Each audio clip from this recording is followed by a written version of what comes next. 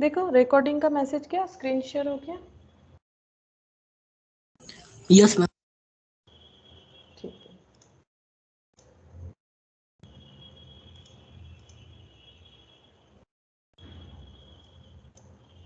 अच्छा देखो हम लोग फाइनल अकाउंट स्टार्ट किए थे, ठीक है। तो हम लोग फाइनल अकाउंट के जस्ट कंसेप्ट में ही चल रहे हैं। फाइनल अकाउंट्स का मतलब क्या होता है कि हर बिजनेसमैन को ये पता करना होता है कि पूरे साल भर उसने प्रॉफिट कमाया कि लॉस कमाया। प्रॉफिट दो तरह का वो चेक करेगा, एक तो जो प्रोडक्ट का वो बिजनेस कर रहा है उसको बेच के प्रॉफिट या लॉस हुआ, ठीक है, उसको हम लोग बोलेंगे ग्रॉस प्रॉफिट, ठीक है। और उस ग्रॉस प्रॉफिट से वो बिजनेस का बाकी एक्सपेंसेस पे करके जो बचेगा उसको लेके जाएगा घर, दैट इज नेट प्रॉफिट। तो हम लोग ट्रेडिंग का कंसेप्ट पूरा किए थे।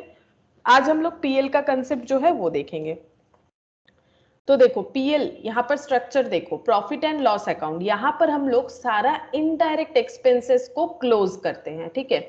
इनडायरेक्ट एक्सपेंस मतलब ऐसा एक्सपेंस जो गुड्स के साथ डायरेक्टली रिलेटेड नहीं है, ठीक है, गुड्स के साथ डायरेक्टली रिलेटेड नहीं है। डायरेक्ट एक्सपेंस मतलब वो एक्सपेंस जो गुड्स को डायरेक्टली रिलेट करता है। कैसे?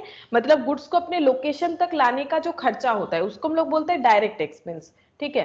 तो अगर हम लोग किसी को सैलरी नहीं देते हैं तो क्या हमारा जो गुड्स है जो हम लोग बेचना चाहते हैं क्या वो हमारे मतलब हमारे गोडाउन तक आके नहीं पहुंचेगा? सोचो, क्या अगर हम लोग किसी को कोई स्टाफ रखे हैं जिनको सैलरी देना है, क्या अगर हम लोग उनको सैलरी नहीं देंगे तो क्या हमारा गुड्स लोकेशन तक नहीं पहुंचेगा? क्या ये मतलब गुड्स के साथ डायरेक्टली रिलेटेड खर्चा है? सोचो, नहीं समझ में आया मेरा बात? अगर हम लोग मान लो क्या बिजनेस करते हैं, हम लोग मान लो पेन का बिजनेस करते हैं, किसी से पेन खरीदते हैं और उस पेन को प्रॉफिट लगा के बेच देते हैं, और हम लोगों ने दुकान में एक स्टाफ भी रखा है जिनको सैलरी वगैरह देना पड़ता है, वो हमारे अकाउंटेंट का काम करते हैं जो स्टाफ है। तो अकाउंटेंट हमारे जो है उनको सैलरी नहीं देने से क्या हम लोग पेन खरीद के नहीं ला पाएंगे? क्या ऐसा कोई बात है कि पेन जो है वो हमारे? No ma'am. ऐसा बात नहीं है, ठीक है, क्योंकि वो तो हम लोग क्रेडिटर से खरीद रहे हैं ना, तो उसका तो कंसेप्ट अलग हो गया। तो इनडायरेक्ट एक्सपेंसेस जितना भी होता है वो पीएल में जाता है। देखो यहाँ लिस्ट बना हुआ है, तो लिस्ट याद रखना इम्पॉसिबल है, हमें कंसेप्ट समझना पड़ेगा, ठीक है। जैसे कि salary, office rent, rates, taxes, printing, stationery, telephone, postage, ये सब क्या है? ये सब है हमारा इनडायरेक्ट एक्सपेंस। अब देखो क्लोज होता है, क्लोज का मतलब जब सैलरी पे किए थे तो एंट्री बताओ, क्या एंट्री क्या होगा? जब सैलरी का खर्चा पे किए थे तब एंट्री क्या किए थे? Salary account debit to cash, है ना? Salary account debit to cash. अब इसको क्लोज करना है तो सैलरी डेबिट है, इसको क्लोज करेंगे तो टू क्या हो जाएगा? टू सैलरी, ठीक है। और कहाँ क्लोज करें? पीएल में, profit and loss account debit, ठीक है। तो ये देखो PL account debit to salary, to office rent, to printing stationery, telephone का खर्चा, postage, telegram, insurance, audit fees, legal charges, electricity charges. अगर हम लोग इलेक्ट्रिसिटी का बिल पे नहीं करते तो इलेक्ट्रिसिटी कट हो सकता है, लेकिन उससे हमारा पेन बेचने का कोई रिलेशन नहीं है। इसका मतलब ये नहीं है कि हम लोग पेन नहीं बेच सकते, ये नहीं है, ये डायरेक्टली रिलेटेड नहीं होता है गुड्स के साथ, इनडायरेक्ट खर्चा है जो हम लोग यहाँ पर पीएल में लिखते हैं। तो ये सब मैनेजमेंट एक्सपेंस था, ठीक है, मतलब बिजनेस को मैनेज करने का जो भी खर्चा। इसके अलावा क्या होता है? मेंटेनेंस एक्सपेंस, जैसे कि कोई भी चीज है उसे रिपेयर्स करवाना पड़ता है तो रिपेयर रिन्यूअल्स का खर्चा। डेप्रिशिएशन, डेप्रिशिएशन का मतलब होता है कि जो हमारा एसेट है उस पे हम लोग एसेट को जितना यूज कर रहे हैं, ठीक है, हर साल, तो उसका वैल्यू कम होते जाता है, जो खर्चा हमें किसी को पे नहीं करना पड़ता है, नॉन कैश। इसके बारे में भी मैंने लास्ट दिन बताया था तुम लोग को। तो उस पे डेप्रिशिएशन, जैसे कि कोई इक्विपमेंट है, कोई फर्नीचर है, कोई बिल्डिंग है। इसके अलावा सेलिंग डिस्ट्रीब्यूशन, जैसे सेलिंग स्टाफ को salary, advertisement, godown rent, carriage outward, bad debt, ठीक है, फाइनेंशियल एक्सपेंस, एबनॉर्मल लॉसेस, ये सब जाएगा। तो ये तो लिस्ट बना हुआ है, ऐसे लिस्ट याद भी नहीं कर सकते और ऐसे देख के जस्ट समझ में भी नहीं आएगा। हम लोग क्या करेंगे, क्वेश्चन के साथ साथ धीरे धीरे इस चीज को समझने का कोशिश करेंगे, ठीक है। तो ये पीएल का प्रोफोर्मा हो गया। अच्छा, कुछ यहाँ पर देख लो, एक थोड़ा थोड़ा इंपॉर्टेंट चीज है, जैसे कि अगर ड्राइंग्स अगर होता है तो तुम लोग को पता है ड्राइंग्स बिजनेस का एक्सपेंस नहीं होता है। प्रोप्राइटर अगर अपने बिजनेस से कुछ विथड्रॉल करता है तो उसे ड्राइंग्स बोलते हैं। वो क्या विथड्रॉल कर सकता है? वो कैश विथड्रॉल कर सकता है, कोई मतलब जो परचेज करके जो गुड्स वो बेच रहा है वो विथड्रॉल कर सकता है।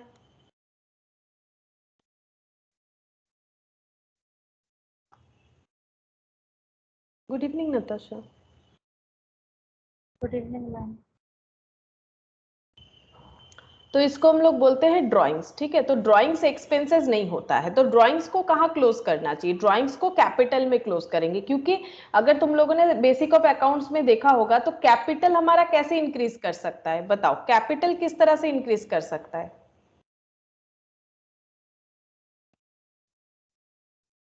Good evening Joy ji. Good evening ma'am. बताओ कैपिटल हमारा कैसे इंक्रीज कर सकता है, नॉर्मल बताओ कैपिटल कैसे, बिजनेस में 100 रुपए लगाए थे, सारे दिन में बिजनेस करने के बाद वो 100 रुपए 110 रुपया हो गया, तो 10 रुपया क्या है, बताओ 10 रुपया क्या है, प्रॉफिट। प्रॉफिट। तो कैपिटल कैसे बढ़ता है, प्रॉफिट होने से कैपिटल बढ़ता है।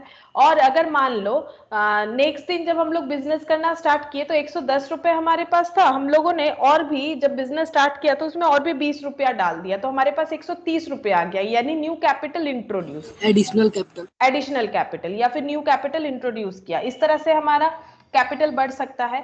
अब उल्टा देखो, अगर लॉस हो गया बिजनेस में, मान लो 100 रुपए लेके बिजनेस स्टार्ट किए थे और दिन के एंड में देख रहे हैं मेरे पास 90 रुपीज ही है, तो लॉस कितने का हुआ, अब तो प्रॉफिट नहीं हुआ, लॉस हुआ कितना, 10 रुपीज का, ठीक है।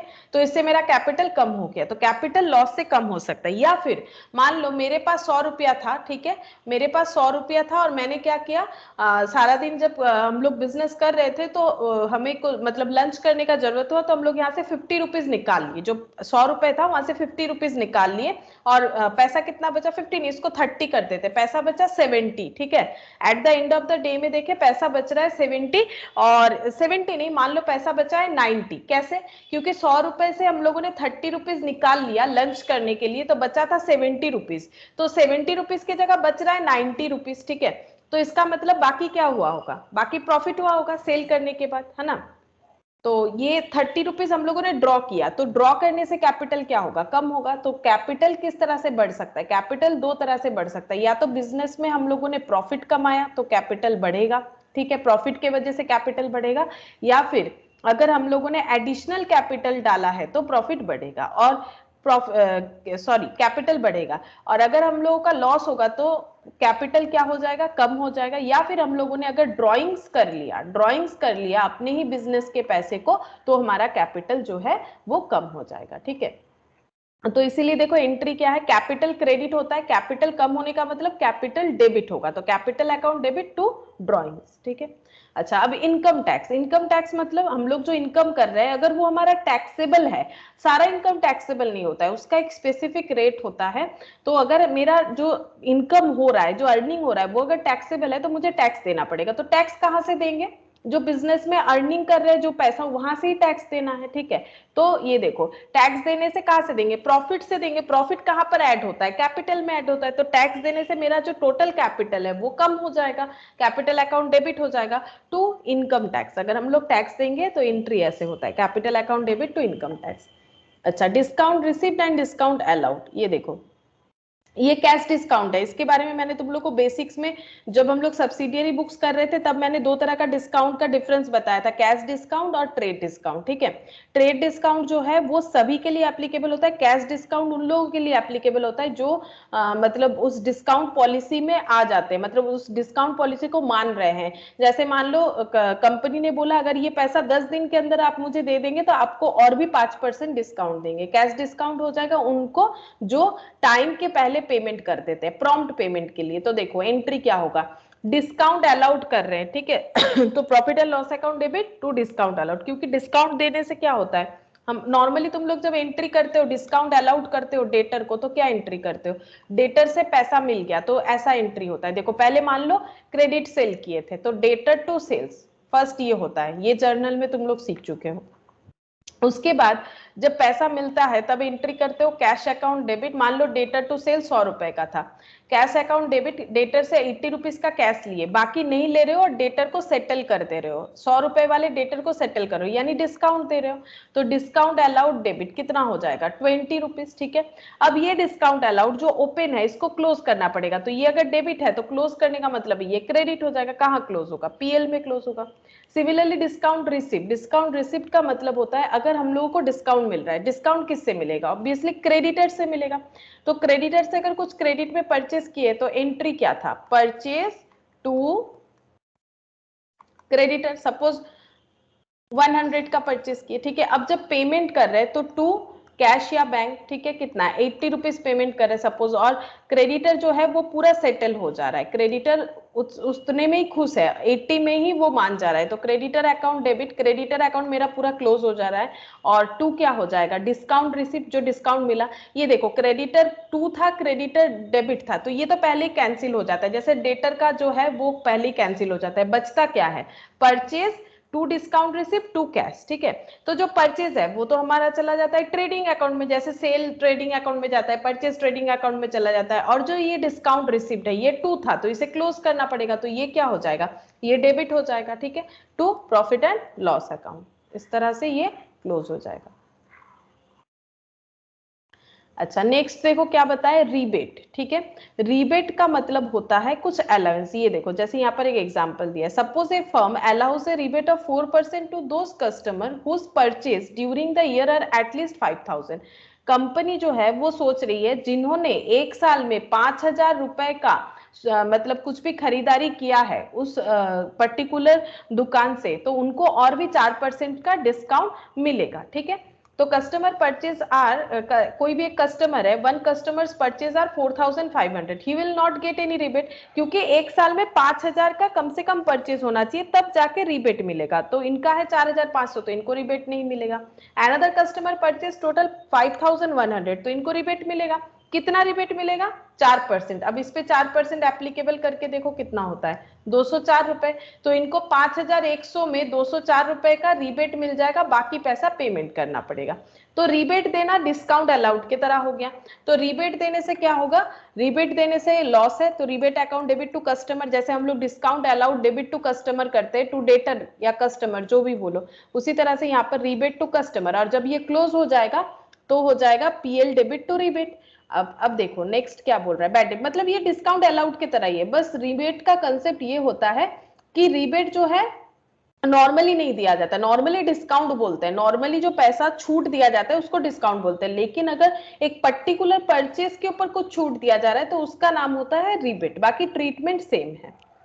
नेक्स्ट देखो बैड डेट, बैड डेट मतलब बैड डेटर, ठीक है, जो पैसा नहीं देते हैं, ठीक है, जिनके वजह से हमारा लॉस होता है उनको हम लोग बोलते हैं बैड डेटर, ठीक है। तो बैड डेट होगा तो क्या एंट्री होगा, बैड डेट हमारा लॉस है, अगर कोई हमसे क्रेडिट में परचेस करके लेके गया है सामान और पैसा नहीं देता है तो हम लोग उसको क्या बोलेंगे, बैड डेट। ये देखो, when a customer does not pay the amount due from him all hopes of recovering the amount are lost, हमारे पास ऐसा मतलब कोई आशा और है ही नहीं कि वो हमें पैसा देगा, ठीक है, तो इसको हम लोग बोलते हैं bad debt, it is said to be a bad debt, it is a loss, it is loss to the firm, normal सा बात है, अगर हमारा कस्टमर हमें पैसा नहीं देगा तो ऑब्वियसली हमारे लिए लॉस है, therefore the bad debt account is debited, क्योंकि all losses are debited होता है, तो ये देखो बैड डेट अकाउंट डेबिट किया है, किसकी वजह से हुआ है, डेटर की वजह से। देखो क्यों टू डेटर होता है इसका भी कंसेप्ट है, ये देखो हम लोग जब सेल करते हैं क्रेडिट सेल पे ही बैड डेट होगा, कैश सेल पे थोड़ी ना होगा, अगर कोई मेरे दुकान में आया कैश में कुछ परचेस करके लेके गया तो फिर उससे पैसा मिलने का तो और कोई बात है ही नहीं, तो उससे पैसा मिल ही गया जो मिलना था, तो उसमें कोई बैड डेट नहीं हो सकता, लेकिन अगर कोई मुझसे उधारी में लेके जा रहा है तो फ्यूचर में पैसा नहीं देगा ऐसा कंफर्म हो जाता है तो हम लोग बोलेंगे बैड डेट। तो debtor to sales, credit sale कर दिया हम लोगों ने। अब जब हमारा बैड डेट हुआ तो एंट्री क्या होगा, बैड डेट क्योंकि एक लॉस है तो bad debt account debit to debtor, मेरा उतने से डेटर कम हो जाएगा, मुझे एक कस्टमर से 50 रुपए मिलने वाले थे सेल के, ठीक है, 50 रुपए नहीं मिलेंगे तो 50 रुपए पूरा क्लोज करो, तो ये सेल कैसा सेल हो गया, ये बैड डेट सेल हो गया। एक तो होता है सेल करके पैसा मिल जाता है तो हम लोग लिखते हैं कैश टू सेल्स, एक होता है सेल से डेटर जनरेट कर देते हैं तो डेटर टू सेल्स, इनसे बाद में पैसा मिलेगा तो पैसा मिलने से कर देते हैं कैश टू डेटर, ठीक है, और अगर नहीं मिलता है तो बैड डेट टू डेटर, वही चीज किया हुआ है। अब इस बैड डेट को भी तो हमें क्लोज करना पड़ेगा, तो बैड डेट को कहाँ क्लोज करेंगे, देखो डेटर डेटर तो क्लोज हो गया, बचा था bad debt to sales, sales तो ट्रेडिंग में चला जाएगा, बैड डेट कहाँ क्लोज होगा, पीएल में, ठीक है, बैड डेट कहाँ क्लोज होगा, पीएल में क्लोज होगा, तो PL account debit to bad debt, क्योंकि बैड डेट डेबिट था तो क्लोज करने से वो क्रेडिट हो जाएगा। अब यहाँ पर देखो एक टर्म आया है यहाँ पर, प्रोविजन फॉर बैड डेट, ये क्या चीज होता है, प्रोविजन फॉर बैड डेट का मतलब होता है ये डेंट हो गया है, ये डेंट नहीं होगा, ठीक है, ये डेप्ट होगा, बैड डेप्ट। तो देखो बिजनेस करोगे तो बैड डेप्ट होगा ही, क्यों, क्योंकि कैश में बिजनेस ज्यादा नहीं होता है, मेनली बिजनेस क्रेडिट में ही होता है, अगर कैश ही होता तो अकाउंट्स का जरूरत ही नहीं होता। क्योंकि क्रेडिट में ही ज्यादा बिजनेस हमारा बढ़ सकता है, कंपटीशन है, तो क्रेडिट में बिजनेस करना पड़ता है, और क्रेडिट में करने से बैड डेब्ट होने का चांस चांसेस जो है वो बढ़ जाता है। तो कंपनी क्या करती है, मान लो मार्केट में 1 लाख रुपए मिलने वाला था कस्टमर से और सारा का सारा 1 लाख रुपए डूब गया, तो इंस्टेंट लॉस हो जाएगा। तो इस लॉस को, क्योंकि हम लोग इस लॉस को बर्दाश्त भी तो करना पड़ेगा, मतलब इसको, ये जो मेरा 1 लाख का प्रोडक्ट तो बिका बट 1 लाख मेरे पास नहीं आया, तो ये मेरा फुल्ली लॉस है। तो ऐसा छोटा, मतलब ऐसा बिजनेस में लॉस होते ही रहता है, ठीक है। अब किसी के लिए 1 लाख बड़ा अमाउंट है, किसी के लिए 1 लाख छोटा अमाउंट भी हो सकता है, वो डिपेंड करता है कि कैसा फर्म है, कैसा बिजनेस है उसके ऊपर। तो कम बिजनेसमैन लोग क्या करते हैं, पहले से ही एक प्रोविजन बना के रखते हैं। जैसे देखो, बहुत हम लोग क्या करते हैं, कुछ एक्सीडेंट पॉलिसी बना के रखते हैं, ऐसा सोच के कि मेरा अगर कभी एक्सीडेंट हुआ, या फिर मान लो जो मेडिकल पॉलिसीज होता है कि अगर मेरा कभी भी मतलब कुछ बीमारी ऐसा हुआ कि मुझे हॉस्पिटलाइज्ड होना हुआ, तो मेरा ये खर्चा जो है वो मेरे पॉलिसी से निकल जाएगा, ऐसा हम लोग सोच के करते हैं, ठीक है। तो वैसे ही बिजनेसमैन सोचते हैं कि मेरा जो बैड डेब्ट होगा उसको रिकवर करने के लिए हम पहले से ही क्यों ना प्रॉफिट से थोड़ा थोड़ा हिस्सा हटा के जमा कर ले। जैसे हम लोग जो इंश्योरेंस पॉलिसी वगैरह हमारे लिए करते हैं, चाहे वो मेडिकल पॉलिसी हो चाहे कुछ भी हो, तो वो हम लोग अपने अर्निंग से ही हटा के करते हैं, ठीक है। तो अर्निंग का एक हिस्सा जो हम लोग डे टू डे लाइफ में भी यूज करते हैं, कोई किसी के घर में कोई कुछ भी करता हो, कोई बिजनेसमैन हो, किसी के पेरेंट्स बिजनेस करते हो, या फिर किसी के पेरेंट्स जॉब करते हो, सारा तो एक अर्निंग आता ही है, किसी सबके घर पे किसी भी तरह से एक अर्निंग आता ही है, और सारा खर्चा उस अर्निंग से ही जाता है, चाहे पढ़ाई का हो चाहे खाने पीने का हो, जो भी हो, ठीक है। तो हम लोग सारा खर्चा उस अर्निंग से करते हैं। तो अब अगर कोई पॉलिसी वगैरह करना है तो भी तो उस अर्निंग से ही पैसा निकालना पड़ेगा, वहां से कुछ ना कुछ बचत करके देना पड़ेगा, या बैंक में रखो, कुछ भी करो।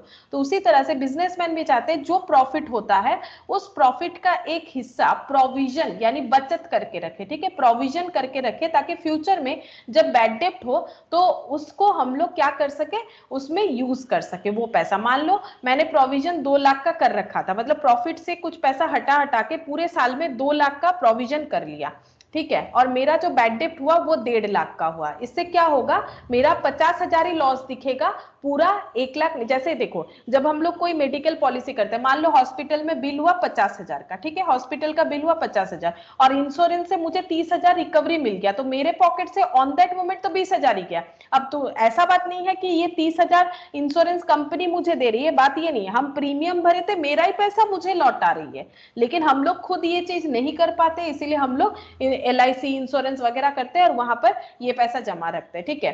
तो ये जो 30,000 मुझे इंश्योरेंस कंपनी रिकवर करने के लिए दे दी, तो इससे क्या हुआ, मेरा इंस्टेंट खर्चा मुझे सिर्फ 20,000 ही करना पड़ा, बाकी तो उस इंश्योरेंस कंपनी ने कर दिया, ठीक है। उसी तरह से जो मेरा बैड डेब्ट होगा उसका क्या होगा, एक बार में मेरा जो है लॉस एक बार में 2 लाख का नहीं होगा, क्यों, 1.5 लाख का नहीं होगा, क्यों, क्योंकि मैंने पहले से प्रोविजन कर रखा था। तो उस प्रोविजन से हम लोग क्या करेंगे, लॉस को कम करने का कोशिश करेंगे। लॉस मेरा जो है वो 50,000 होगा मेरे एग्जाम्पल के हिसाब से।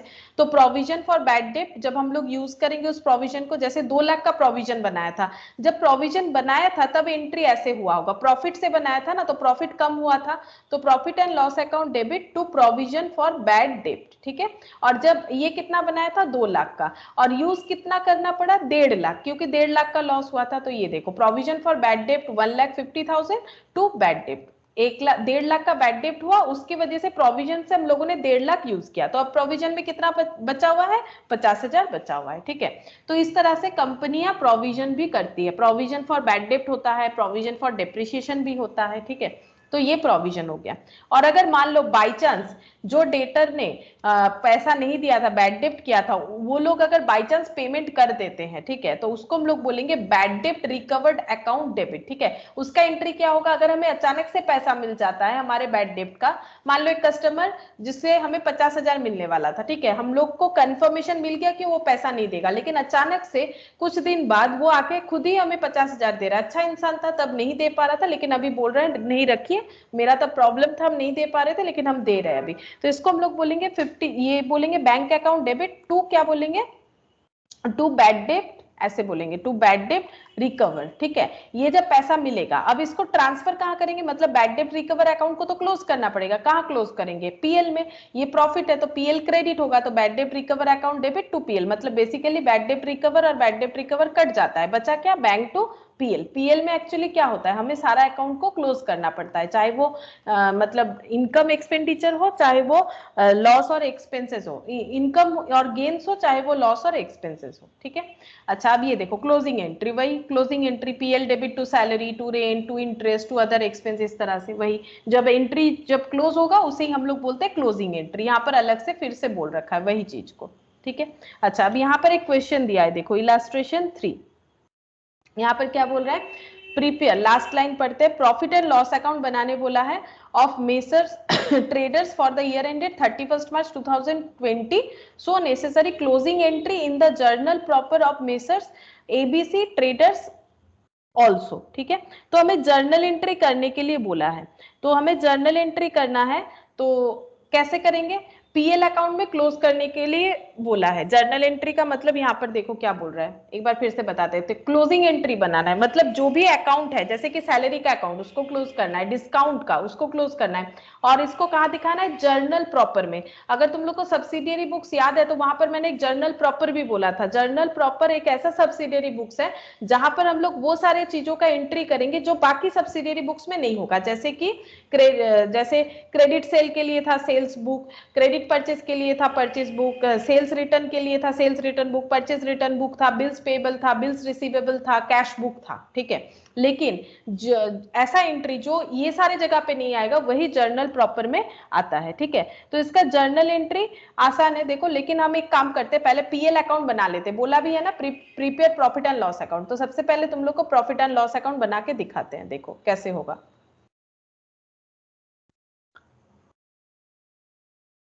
इन द बुक्स ऑफ, ऐसे लिखना पड़ता है, ठीक है, लिखना जरूरी है, एग्जाम में तुम लोग को लिखना ही पड़ेगा। इन द बुक्स ऑफ, किसके बुक्स में बना रहे हैं, in the books of messrs ABC traders, ठीक है। Profit and loss account for the year ended, time period लिखना पड़ता है, फॉर द ईयर एंडेड, इस तरह से फॉर द ईयर एंडेड कब का है, देखो 31 मार्च 2020, 31 ऑफ मार्च 2020, ठीक है। हम लोग क्या बनाएंगे, पीएल अकाउंट बनाएंगे, और पीएल का जो फॉर्मेट होता है, पीएल एक नॉमिनल अकाउंट है, प्रॉफिट एंड लॉस अकाउंट है, ठीक है। और यहाँ पर हमारा डेबिट होगा, इधर हमारा क्रेडिट होगा, और यहाँ पर एक अमाउंट का कॉलम, ऐसे तुम लोग चाहो तो लाइन ऐसे ड्रॉ कर सकते हो,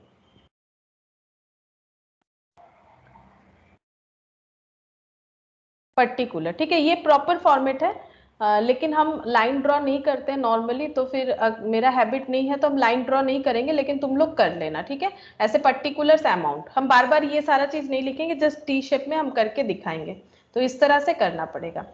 अच्छा सबसे पहले देखो क्या लिखा हुआ है, ग्रॉस प्रॉफिट, बोलो ग्रॉस प्रॉफिट कहां पर हम लोग कैलकुलेट करते हैं, ग्रॉस प्रॉफिट किसका आइटम है, लास्ट क्लास याद करो, ग्रॉस प्रॉफिट कहां पर दिखाई देता है, ट्रेडिंग अकाउंट में। तो अगर ग्रॉस प्रॉफिट हुआ है तो क्या वो कुछ ऐसा नहीं दिख रहा होगा, ये ट्रेडिंग अकाउंट है, हाँ, यहाँ पर टू ग्रॉस प्रॉफिट ऐसा दिख रहा होगा, ग्रॉस प्रॉफिट का जो भी अमाउंट है दैट इज 4,20,000। अब ये प्रॉफिट कहां पर जाएगा, इस प्रॉफिट से ही तो मुझे बिजनेस का खर्चा पे करना है, तो ये अगर टू साइड में क्लोज हुआ है, हाँ, तो ये बाई साइड में ब्रॉट डाउन होगा, ये क्लोजिंग है कैरेट डाउन, इसको ब्रॉट डाउन करेंगे तो बाई ग्रॉस प्रॉफिट, ठीक है। और वैसे भी क्रेडिट साइड में ही होगा क्योंकि प्रॉफिट है ना, क्रेडिट साइड में होगा क्योंकि प्रॉफिट है, तो इसको हम लोग ऐसे लिखेंगे, बाई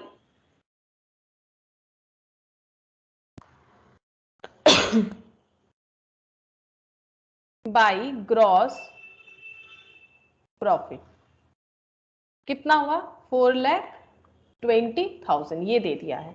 अच्छा अब हमें देखो क्या दिया है, सैलरी, सैलरी 1,10,000। अब बताओ सैलरी क्या है, एक्सपेंसेस है कि इनकम है, नॉर्मली कुछ नहीं बताए, लेकिन एक बिजनेस ऑर्गेनाइजेशन के एक्सपेंसेस है, तो एक्सपेंस डेबिट होता है कि क्रेडिट होता है, ये सोचो, ये तो नॉमिनल अकाउंट है, डेबिट, तो क्या हो जाएगा, डेबिट साइड में लिखेंगे, क्या हो जाएगा, टू सैलरी, टू सैलरी 1,10,000। देखो एक्चुअली पीएल हमारा क्या है, पीएल हमारा एक नॉमिनल अकाउंट है जहां पर all losses and expenses are debited होगा, ठीक है। लेकिन इसका मतलब ये नहीं कि तुम लोग सैलरी डेबिट लिखोगे, बिकॉज ये क्लोजिंग एंट्री पे पीएल बनता है, इस चीज को ध्यान में रखना, ठीक है। मतलब सैलरी डेबिट टू कैश होता है, ये तुम लोग को पता है, तो तुम लोग ये बाई सैलरी मत लिख देना, क्योंकि हम लोग यहाँ पर कैश अकाउंट में नहीं एंट्री कर रहे हैं, मेरा बात समझो। नॉर्मली क्या होता है, सैलरी टू कैश होता है, सैलरी पेमेंट का एंट्री, अब मान लो 1,10,000 इन्होंने पेमेंट किया था। तो अगर हमें बाई सैलरी लिखना है वो तो हम लोग कैश अकाउंट में लिखेंगे, बट हम लोग यहाँ कैश अकाउंट नहीं बना रहे, हम लोग यहाँ पर बिजनेस 1 साल खत्म हो चुका है, हम लोग अपना फाइनल अकाउंट्स बना रहे हैं। फाइनल अकाउंट्स में 3 चीज बनता है, ट्रेडिंग पीएल बैलेंस शीट, जहां पर ट्रेडिंग पीएल एक साथ बनता है, बैलेंस शीट अलग होता है, ट्रेडिंग पीएल को एक ही माना जाता है। अभी हम लोग अलग अलग सीख रहे हैं, मेन क्वेश्चन आएगा तो देखना एक ही साथ कर रहे होंगे। तो सैलरी टू कैश ये एंट्री हमें नहीं करने बोला है, हमें बोला है सैलरी अकाउंट को क्लोज करो। तो सैलरी को क्लोज करेंगे तो सैलरी तो ऑलरेडी डेबिट था, तो उसे क्लोज करेंगे तो वो क्रेडिट होगा, तो इसीलिए देखो सैलरी क्रेडिट हो गया। तुम लोग इतना याद रखो, डेबिट साइड में एक्सपेंसेस को और लॉसेस को लिख देना, क्रेडिट साइड में इनकम को लिख देना, बस ये ध्यान रखना है। कंसेप्ट बिल्कुल सेम है, लेकिन ये क्लोजिंग एंट्री है इसीलिए पोस्टिंग ऐसे होगा। अच्छा, अब देखो डिस्काउंट बोल रहा है क्रेडिट साइड, मतलब ये क्या है, डिस्काउंट तो 2 चीज हो सकता है, या तो हमें किसी ने डिस्काउंट दिया है, मतलब मेसर्स एबीसी ट्रेडर्स को या तो किसी से डिस्काउंट मिला है या तो उन्होंने किसी को डिस्काउंट दिया है। तो अगर डिस्काउंट क्रेडिट दिखा रहा है तो बोलो डिस्काउंट मिला या डिस्काउंट दिया? डिस्काउंट मिला। क्रेडिट ना, all income and gains are credited, तो डिस्काउंट मिला, तो बोलो डिस्काउंट मिला तो डेबिट साइड लिखे कि क्रेडिट साइड लिखे? Credit side. क्रेडिट साइड, तो बाय डिस्काउंट रिसीव्ड 18,000, ठीक है। अच्छा, अब नेक्स्ट देखो डिस्काउंट डेबिट। अब बोलो डिस्काउंट डेबिट मतलब क्या, इन्होंने किसी को डिस्काउंट दिया? डिस्काउंट दिया है तो क्या हो जाएगा, टू डिस्काउंट। अलाउड लिख सकते हो, ठीक है, अलाउड देने से क्या होता है, अलाउड होता है। डिस्काउंट अलाउड, इसका अमाउंट कितना था, 19,000 था, डिस्काउंट दिया। अच्छा, बैड डेप्ट है, बैड डेप्ट का मतलब अभी अभी बोला मैंने, बैड डेटर, जिनसे कभी भी पैसा और नहीं मिलेगा, इसका कंफर्मेशन हमें आ जाता है, उसको हम लोग बोलते हैं बैड डेप्ट, ठीक है। तो बैड डेप्ट को क्लोज करना है तो क्या कैसे करेंगे, बैड डेप्ट जब हुआ टू बैड डेप्ट, क्योंकि बैड डेप्ट मेरा लॉस है, इतना याद रखो, लॉस है तो डेबिट साइड में लिखेंगे ना, लॉस है तो डेबिट साइड में लिखेंगे, तो टू बैड डेप्ट हो जाएगा, बस यही चीज हमें समझना है। टू बैड डेप्ट 17,000।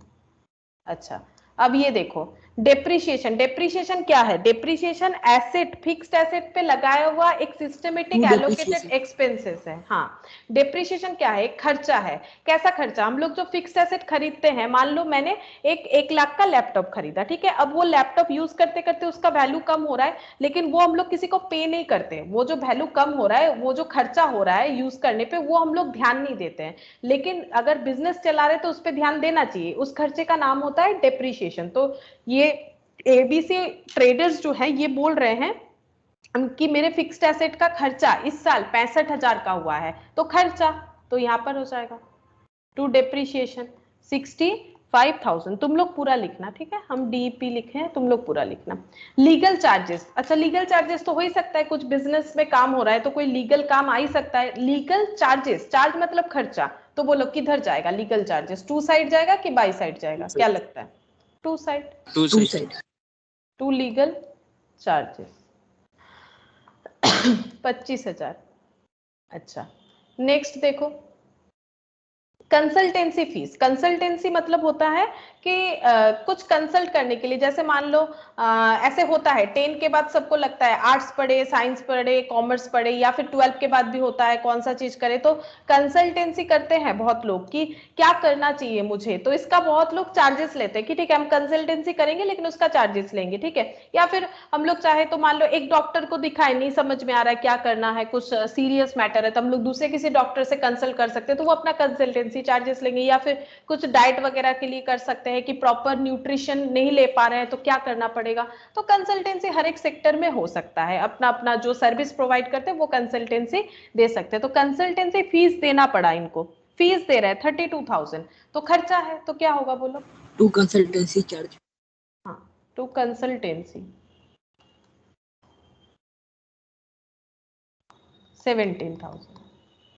अच्छा, उसके बाद ऑडिट, ऑडिट का मतलब होता है कि एक रूल्स है, ठीक है, रूल्स क्या है, कंपनी के केस में तो मैंडेटरी है कि ऑडिट जो है, ऑडिट का मतलब ये होता है कि जो सीए पास कर जाते, क्वालिफाइड सीए जो होते हैं उनके पास ये अथॉरिटी होता है कि वो जाके ईयर एंड में जो ऑडिट के क्राइटेरिया में जो आते हैं, जो भी ऑर्गेनाइजेशन, उनका फाइनेंशियल स्टेटमेंट को चेक करना ही होता है ऑडिट करना, ठीक है। तो हमें ऑडिटर को अपॉइंट करना पड़ेगा और ऑडिट करवाना ही पड़ेगा, मैंडेटरी है। जैसे टैक्स देना पड़ेगा अगर टैक्सेबल इनकम है, उसी तरह से ऑडिट करवाना पड़ेगा अगर हम लोग ऑडिट के अंडर आ रहे हैं। मतलब हमारा जो ऑर्गेनाइजेशन है मतलब उसका एक क्राइटेरिया होता है कि कब किसको कितना इनकम होने से ऑडिट करवाना मैंडेटरी है, ठीक है। तो दो तरह का ऑडिट होता है, इंटरनल एक्सटर्नल, वो बहुत सारे डिटेल्स में है, लेकिन इतना समझो ऑडिटर कौन है। ऑडिटर एक ऐसा इंसान है जो आके चेक करेगा कि हम लोगों ने जो अपना फाइनेंशियल स्टेटमेंट बनाया है वो सही है कि गलत है, और वो जब तक साइन नहीं करेगा तब तक हमें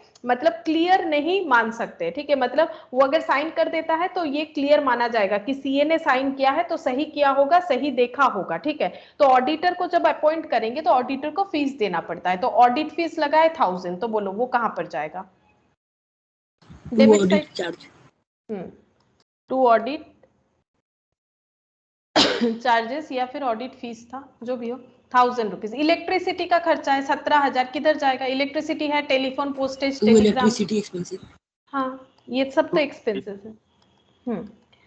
ये सब एक्सपेंसेस है। To electricity 17,000। टू क्या दिया था? टेलीफोन, पोस्टेज, यहाँ और जगह नहीं, हम जस्ट यहाँ पर डॉट दे देते हैं और 3 लाइन लिखा था, postage, Telegram, telephone, postage, Telegram, ये सब का खर्चा हुआ है 12,000। किधर लिखेंगे? Debit side. अच्छा, और क्या था? स्टेशनरी, स्टेशनरी का खर्चा बोलो, टू साइड जाएगा। स्टेशनरी का खर्चा टू साइड जाएगा, 27,000। अच्छा, स्टेशनरी के बाद है इंटरेस्ट पेड ऑन लोन, किधर जाएगा बोलो? इंटरेस्ट पे क्या है? लोन लिया था, इंटरेस्ट पे क्या है? इंटरेस्ट पे हम लोग। टू इंटरेस्ट, क्योंकि एक्सपेंस है ना, हमें ये देखना है कि एक्सपेंस है कि इनकम है, बस। अच्छा, और तो कुछ नहीं है, ठीक है। तो हमारा अकाउंट बन गया। अब हमें क्या करना है? क्लोज करना है। क्लोज कैसे किया जाता है? जैसे लेजर क्लोज होता है, तो ऐसे क्लोज करेंगे दोनों साइड। कहाँ ज्यादा है वो देखना पड़ेगा। तो मुझे लग रहा है इधर ही ज्यादा होगा, 4,20,000 है ना, 4,20,000 और 18,000 कितना हो जाएगा? 4,38,000। 4,38,000 ये हो जाएगा। अब ये सबको ऐड करके देखना पड़ेगा, बैलेंस करके जो आएगा उसको हम लोग बोलेंगे नेट प्रॉफिट। क्यों नेट प्रॉफिट? देखो वही कंसेप्ट आ गया, मेरा जितना ग्रॉस प्रॉफिट था और अगर मेरा कुछ इनकम हुआ है वो सब ऐड करने के बाद मेरा जो प्रॉफिट हुआ है उससे हम ये सारा खर्चा पे कर पाएंगे, ठीक है। तो ये हो जाएगा नेट प्रॉफिट। नेट प्रॉफिट इसको ट्रांसफर टू कैपिटल होगा, यही वाला कैपिटल में ट्रांसफर होता है। तो इसका कैलकुलेशन देखना पड़ेगा कितना होगा। तो 1,10,000 और 19 और 17, मैम 43,000। 43,000। अच्छा, 65, 25 देख लेते हैं। 25, 17, 8, 17, 17, 34, 35, 35 और 12, 5, 2, 7, 47, 47, 27 और 70। अच्छा, ये हो रहा है 3,80,000, माइनस कर दो 4,38,000। ओ, मेरा तो कुछ और ही आ रहा है, 58 आ गया, कुछ गलत आया होगा। 43,000 आ रहा है तो 43,000 चेक कर लो। मेरा 58 क्यों आ गया? शायद yes, कुछ, ma'am, 43,000। हाँ, तब मेरा कुछ कैलकुलेशन गलत हुआ होगा यहाँ पर कैलकुलेटर में, ठीक है। अब देखो क्लोजिंग एंट्री क्या करना है। क्लोजिंग एंट्री तो बहुत ही सिंपल है, एंट्री यहां से रीड नहीं कर सकते हो। एंट्री क्या होगा? Profit and loss account debit to, क्या बोलोगे? एंट्री कैसे रीड करोगे? बोलो, profit and loss account debit to salary, profit and loss account debit to discount allowed, profit and loss account debit to bad डेब्ट। देखो entry normally नहीं आता है, बट कंसेप्ट है तो इसीलिए यहाँ पर हम और लिख के नहीं दिखा रहे, क्योंकि ये लिखना बेवकूफी है, बेकार, और ये लिख के क्या करेंगे? टाइम वेस्ट होगा। ये देखो कैसे करना है एंट्री। यहाँ पर लिखोगे journal proper in the books of messrs ABC traders, ठीक है। जैसे तुम लोग लिखते हो journal in the books of बोल के, वैसे लिख दिया, डेट दे दिया, पर्टिकुलर अमाउंट, अमाउंट, ये तो जर्नल का फॉर्मेट है, ये तो नया कोई चीज ही नहीं है। जर्नल लिखना है हमें, जर्नल में क्लोजिंग एंट्री। तो क्लोजिंग एंट्री क्या होगा? PL debit PL debit to salary to discount allowed to bad डेब्ट। ये देखो टू सैलरी टू डिस्काउंट, इन लोगों ने आगे पीछे लिखा है, उससे हमें कोई मतलब नहीं। To salary to discount allowed to bad डेब्ट टू डेप्रिसिएशन, ऐसे करके जो भी टू आइटम था तुम लोग देख सकते हो, सारा का सारा टू आइटम लिख दिया गया है, जिसमें टोटल बन रहा है 3,95,000। चेक करो, 1, 2, 3, 4, 5, 6, 7, 8, 9, 10, 11 आइटम था, तो हम लोगों ने भी 11 ही लिखा होगा। चेक करते हैं, 1, 2, 3, 4, 5, 6, 7, 8, 9, 10, 11 आइटम हो जाएगा और ये टोटल करके 3,95,000 आएगा। और इधर का एंट्री क्या होगा, इसको कैसे रीड करोगे, discount receipt account debit to PL कितना 18,000, ये देखो discount receipt account debit to PL 18,000, ठीक है। और ग्रॉस प्रॉफिट, ये देखो ग्रॉस प्रॉफिट का भी gross profit account debit to PL, gross profit account debit to PL, ठीक है। अब नेट प्रॉफिट का एंट्री कैसे कैलकुलेट होगा, ये देखो profit and loss account debit to net profit, ये देखो वही चीज लिखा हुआ है, profit and loss account debit to net profit कितना है 43,000। तो इसमें तो नया कुछ है ही नहीं, जो हम लोग यहाँ पर लिख रहे हैं उसी का एंट्री जो है, ठीक है, तो उसका एंट्री हम लोग लिख ही सकते हैं, उसमें कोई प्रॉब्लम नहीं। और ये देखो यहाँ पर इन्होंने एक और एक एंट्री किया, मैंने बोला ना कि ये प्रॉफिट ही क्या होता है, कैपिटल में ट्रांसफर होता है, तो उसके लिए हम लोग चाहे तो एक एंट्री लिख ही सकते हैं, that is net profit account debit, जो प्रॉफिट हमारा क्रेडिट हुआ था वो हम लोग ट्रांसफर कर रहे कैपिटल में, तो फिर नेट प्रॉफिट वाला अकाउंट तो बंद हो जाएगा ना। अगर मेरा एक अकाउंट में पैसा है सपोज, उस पैसे को हम दूसरे अकाउंट में ट्रांसफर कर रहे हैं, तो वो अकाउंट तो बंद हो जाएगा, नील हो जाएगा। उसी तरह से नेट प्रॉफिट का जो अमाउंट है उसको हम लोग कैपिटल में ट्रांसफर करना चाहते हैं, क्योंकि प्रॉफिट को ही जोड़ा जाता है कैपिटल के साथ, तभी तो पता चलेगा कि कितना पैसा से बिजनेस स्टार्ट किए थे और 1 साल बाद हमारे पास कितना पैसा बना।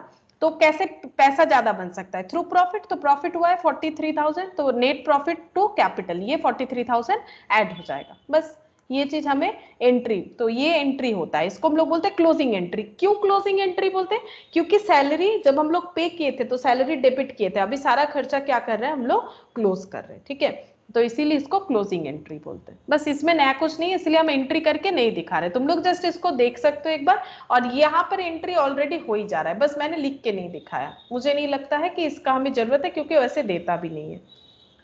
नाउ एडजस्टमेंट, एडजस्टमेंट का बात मैंने तुम लोग को लास्ट दिन भी कहा था कि एडजस्टमेंट जो है वो अगर ट्रायल बैलेंस के बाहर होता है तभी उसे एडजस्टमेंट बोलते हैं, और वो ट्रायल बैलेंस के बाहर होने से दो जगह पे मतलब जाएगा, या तो ट्रेडिंग में जाएगा और पीएल में जाएगा, या तो पीएल में जाएगा एंड बैलेंस शीट में जाएगा, इस तरह से एडजस्ट होता है, ठीक है। तो इस पे हम लोग एक यहाँ पर एग्जांपल देखते हैं तो समझ जाएंगे। देखो जैसे rent paid 50,000 for a year, अगर तुम लोग को याद है मैंने लास्ट दिन बोला था कि फाइनल अकाउंट्स जो है वो कुछ कंसेप्ट पे बेस्ड होता है, एक तो होता है मैचिंग कंसेप्ट, दूसरा होता है एक्रूअल कंसेप्ट, और एक होता है कि करेंट ईयर पीरियोडिक कंसेप्ट होता है। पीरियोडिक मतलब जिस साल का खर्चा है उसी साल का दिखाओ, ना तो कम दिखाना है ना तो ज्यादा दिखाना है। अब देखो रेंट पेड मतलब रेंट का खर्चा हम लोगों ने दिया है 50,000 for a year and outstanding rent is 14,000। इस लाइन का मतलब ये होता है कि मैंने 50,000 रेंट दे दिया लेकिन अभी भी मुझे 14,000 रेंट देना पड़ेगा,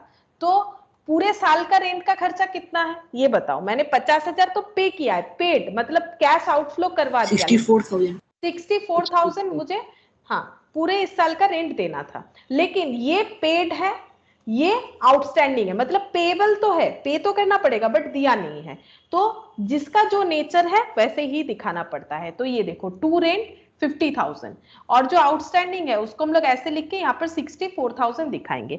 लेकिन ये जो लैंग्वेज लिखा हुआ है ना, ये जो आउटस्टैंडिंग रेंट ये हमें हमेशा ट्रायल बैलेंस के बाहर मिलेगा। जब तुम लोग क्वेश्चन देखोगे ना और भी क्लियरली समझ में आएगा कि आउटस्टैंडिंग रेंट ये जो लैंग्वेज लिखा हुआ है ये ट्रायल बैलेंस के बाहर मिलेगा, और ये जो 50,000 है ये ट्रायल बैलेंस के अंदर मिलेगा, ठीक है, ट्रायल बैलेंस के अंदर मिलेगा रेंट बोल के 50,000 डेबिट साइड में, ठीक है। तो हम लोग ये वाला टू रेंट बोल के लिख देंगे क्योंकि रेंट एक खर्चा होता है, इसीलिए डेबिट साइड में पीएल के डेबिट साइड में टू रेंट लिखेंगे, और ट्रायल बैलेंस के बाहर लिखा हुआ रहेगा आउटस्टैंडिंग रेंट 14,000। तब हमें क्या करना है, जो ट्रायल बैलेंस के बाहर एडजस्टमेंट रहेगा वो दो जगह पोस्ट होगा। तो पहला बात है रेंट से रिलेटेड डेटा है तो हम लोग को पूरे साल का रेंट दिखाना चाहिए, तो हम लोग पूरे साल का रेंट दिखाएंगे, लेकिन उसमें हम लोग ये क्लियर कर देंगे कि 50,000 दे दिया है और 14,000 देना बाकी है। तो एक चीज बताओ, मेरा टाइम हो गया है खर्चा पे करने का लेकिन हम लोग वो खर्चा पे नहीं कर रहे। आउटस्टैंडिंग क्या होता है, आउटस्टैंडिंग एक लायबिलिटी होता है। कैसा लायबिलिटी होता है, लायबिलिटी तो दो तरह का होता है, करंट होता है non current liability. Current liability और लायबिलिटी कहां दिखाया जाता है, बैलेंस शीट में। बैलेंस शीट का तो दो ही पार्ट होता है, एक एसेट और एक लायबिलिटी। तो हम लोग लायबिलिटी में करंट लायबिलिटी में आउटस्टैंडिंग रेंट को दिखाएंगे, इसको बोलते हैं एडजस्टमेंट का दो जगह पोस्टिंग, ठीक है। ये वाला पॉइंट यही चीज बता रहा है कि हमें कैसे ट्रीट करना है एडजस्टमेंट का। अच्छा, और एक एडजस्टमेंट देखो, जैसे यहाँ पर दिया है सपोज इंटरेस्ट रिसीव्ड, ये कहाँ दिया हुआ रहेगा, ये चीज दिया हुआ रहेगा हमें ट्रायल बैलेंस के अंदर। इंटरेस्ट मिला है तो इंटरेस्ट रिसीव्ड है तो ट्रायल बैलेंस के कौन से साइड में दिया हुआ रहेगा, क्रेडिट साइड में। कितना दिया हुआ रहेगा, 1.5 लाख। इंटरेस्ट रिसीव्ड मतलब पैसा मिला है तो प्रॉफिट एंड लॉस अकाउंट के किधर जाएगा, ये सब ट्रेडिंग आइटम नहीं है। ट्रेडिंग में क्या किया जाता है, सिर्फ स्टॉक रिलेटेड डेटा जाता है। तो इंटरेस्ट मिलना कोई स्टॉक रिलेटेड डेटा थोड़ी ना है। तो इंटरेस्ट रिसीव्ड है 1,50,000, तो ये देखो हम लोगों ने लिख दिया 1,50,000।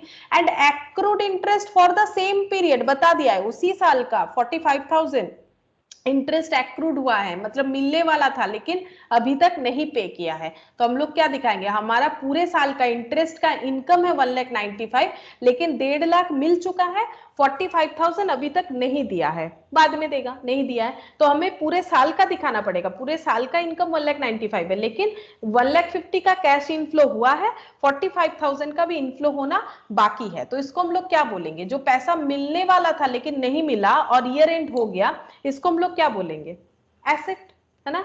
मेरा इनकम एक्रू हो गया है तो इसको हम लोग बोलेंगे एसेट, ठीक है।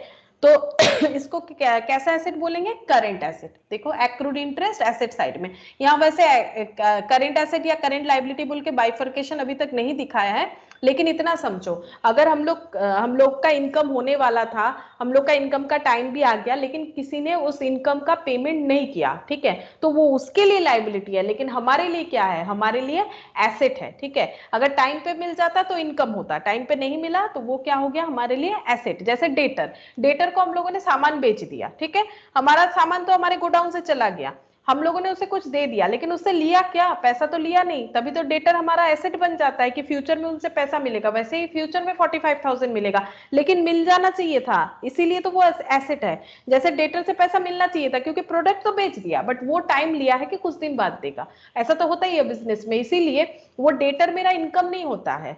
जब कैश सेल करते हैं तो वो इंस्टेंट इनकम होता है, लेकिन डेटर मेरा करंट एसेट होता है, जब डेटर से पैसा मिलेगा तब वो इनकम होगा। सिमिलरली इंटरेस्ट का 1.5 लाख मेरा इनकम है, लेकिन इंटरेस्ट का 45,000 जो है वो मेरा एसेट है, लेकिन टोटल इनकम दिखाना पड़ता है क्योंकि फाइनल अकाउंट्स पीरियोडिक कंसेप्ट पे चलता है, तो पूरे साल का इनकम 1,95,000 होगा। अच्छा, अब यहाँ पर और एक एग्जांपल देखो, subscription received in advance 70,000। Subscription मतलब होता है चंदा, ठीक है, जैसे अभी ये पूजा वगैरह जाता है तो लोग चंदा लेते हैं, तो वैसे सब्सक्रिप्शन का मतलब होता है चंदा। तो 70,000 एडवांस दे दिया है and total subscription received is 1,75,000।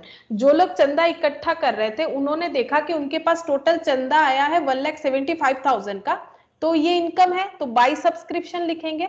उसमें से किसी ने 70,000 एडवांस कर दिया है, मतलब अभी देना ही नहीं था अभी दे दिया, तो ये एक्चुअली पूजा का नहीं होगा, क्योंकि पूजा में तो ऐसे एडवांस जैसा मुझे नहीं पता उतना होता है कि नहीं। जैसे मान लो कोई अगर मैगजीन वगैरह हम लोग बेचते हैं, ठीक है, तो मैगजीन का पहले से ही सब्सक्रिप्शन कर लेते हैं लोग, ठीक है, तो उसमें एडवांस दे सकते हैं। मान लो इस साल का नेक्स्ट ईयर का जो है वो अभी से एडवांस कर दिए सब्सक्रिप्शन, तो वो हो सकता है। तो 70,000 जो है ये इस साल का इनकम नहीं है, क्योंकि 70,000 एक्स्ट्रा दे दिया है नेक्स्ट ईयर।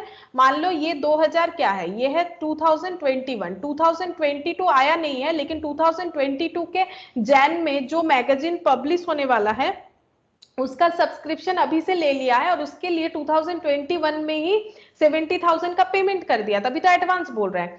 तो इसका मतलब, और हम लोग देखें कि 2021 में हमारा टोटल इनकम दिख रहा है सब्सक्रिप्शन का 1,75,000, इनकम नहीं मतलब पैसा मिला है 1,75,000, लेकिन उसमें से 70,000 तो हमारा 2022 का है, तो हम लोग 70,000 को यहाँ से माइनस कर देंगे। क्यों माइनस किया, क्योंकि वो 2022 का है, तो ये 1,05,000 हो गया। अब बोलो ये जो 70,000 हम लोगों ने लिया, ये हमारे लिए क्या है, एसेट है कि लायबिलिटी है, इतना तो समझ ही गए होगे, या तो वो करंट एसेट होगा या तो करंट लायबिलिटी होगा। किसी से पैसा एडवांस में ले लिए हो तो बताओ ये क्या है, एसेट है, करंट एसेट। एडवांस में पैसा ले लिया है, एसेट होगा। मान लो मैंने किसी को सर्विस ही नहीं दिया, सर्विस हम नेक्स्ट ईयर देंगे, अभी से पैसे लायबिलिटी है, लायबिलिटी होगा ना। मेरा हेडेक है कि भाई मैंने पैसा तो ले लिया, अभी तक सर्विस नहीं दिया, तो मेरे मतलब नॉर्मली एथिक्स जिनके पास होगा वो तो यही करेंगे ना। और कोई अगर बदमाशी करता है वो अलग बात है कि पैसा मार लिया, वो तो बैड डेप्ट हो गया, लेकिन नॉर्मली क्या होता है, हम लोगों ने सर्विस सब्सक्रिप्शन करके पैसा दे दिया उन्होंने सब्सक्रिप्शन का, लेकिन अभी तक तो 2022 आया नहीं, मैगजीन अभी तक छपा नहीं है, छपने से पहले उनको देना पड़ेगा ना, उनसे पैसा ले रखे हैं, हैं, तो 70,000 ये हमारा क्या है, लाइबिलिटी है, एडवांस पे ले रखे हैं, ठीक है। तो ऐसा मत सोचो कि एडवांस है तो एसेट, प्रीपेड है तो एसेट, एक्रूड है तो लाइबिलिटी, वो डिपेंड करता है कि वो मेरा इनकम है कि वो मेरा एक्सपेंस है, ठीक है। उसके ऊपर डिपेंड करके मेरा एसेट या लाइबिलिटी वो बनेगा, ठीक है। अच्छा, अब यहाँ पर और एक एग्जांपल देखो, out of the total rent 50,000, 14,000 pertain to the next year. तो पूरा 50,000 का रेंट हम लोगों ने पे किया है, लेकिन उसमें से 14,000 का रेंट नेक्स्ट ईयर का है, ठीक है। मान लो पूरे एक साल का जितना रेंट होता है उसमें से 14,000 जो है नेक्स्ट ईयर का है। पूरे एक साल का रेंट कितना वो नहीं बताया, बोल रहे कि टोटल रेंट हम लोगों ने 50,000 पे किया, लेकिन उसमें से 14,000 नेक्स्ट ईयर का है, तो इस साल का कितना है। मान लो मैंने पूरे साल में 50,000 रेंट पे किया और हम ये बोल रहे हैं कि इसमें 14,000 नेक्स्ट ईयर का है, तो बोलो मैंने कितना, मेरे इस साल का रेंट कितना होगा, इसको छोड़ो, ये 36,000 36,000 होगा ना, क्योंकि हम तो बता ही रहे हैं कि मेरा टोटल रेंट है 50,000, लेकिन 14,000 मैंने नेक्स्ट ईयर का अभी दे दिया, ठीक है। तो इसका मतलब ये हो गया प्रीपेड, पहले से दे दिया, प्रीपेड रेंट, अभी तो नेक्स्ट ईयर आया ही नहीं, प्रीपेड रेंट कर दिया। तो मेरा इस साल का मुझे रेंट दिखाना पड़ेगा, क्योंकि फाइनल अकाउंट तो पीरियोडिक बनता है। तो 50,000 जो है वो एक साल से ज्यादा का है और इस पीरियड से भी ज्यादा का है, तो हम लोग 14,000 माइनस करके दिखा दिए 36,000। अब बोलो, मैंने जो रेंट का पैसा प्रीपेड कर रखा है वो मेरे लिए क्या है, एसेट है कि लाइबिलिटी है। मैंने ये एसेट है, करंट एसेट। एसेट है, करंट एसेट, क्योंकि मैंने सर्विस लिया नहीं, उसके पहले ही पैसा दे दिया। तो अगर ऐसा होता है तो फीलिंग्स कैसे होगा कि हाँ देखो हम लोगों ने पैसा दे दिया है, अच्छा बात है, हमारे लिए एसेट है, फ्यूचर में मुझे ये 14,000 नहीं देना पड़ेगा, ऐसे सब दिमाग में हमारे चलता है। लेकिन बात ये ऐसा नहीं कि हमें 14,000 नहीं देना पड़ रहा है, हम लोग तब नहीं दे रहे अभी दे रहे, उससे क्या फर्क पड़ता है, वो हमारे मतलब हमारा एक सोच है इंसान का इसमें, ठीक है। लेकिन अकाउंट्स क्या बोल रहा है, अगर टाइम के साथ मैच करवाना पड़ेगा, अगर टाइम के साथ मैच नहीं हो रहा है और वो क्या हो रहा है वो हमें देखना है, प्रीपेड हो रहा है, हम लोगों ने किसी को एडवांस में रेंट दे दिया, तो हमारे लिए वो एसेट होगा। जिसने लिया उसके लिए क्या है, जिसने लिया उसके लिए क्या है ये बताओ, लाइबिलिटी, जिसने, करंट लाइबिलिटी। लाइबिलिटी, उसके लिए वो लाइबिलिटी है, हमारे लिए एसेट है।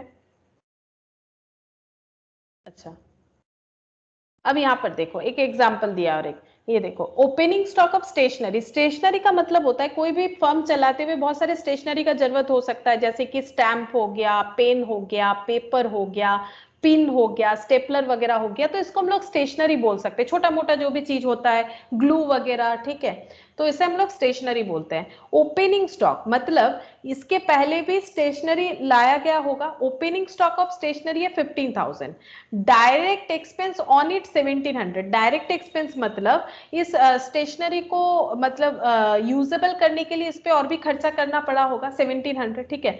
तो ये स्टेशनरी था 15,000 का और इस पे खर्चा हुआ था 1,700 का, तो स्टेशनरी का वैल्यू कितना हो गया, बोलो स्टेशनरी का वैल्यू कितना हो गया।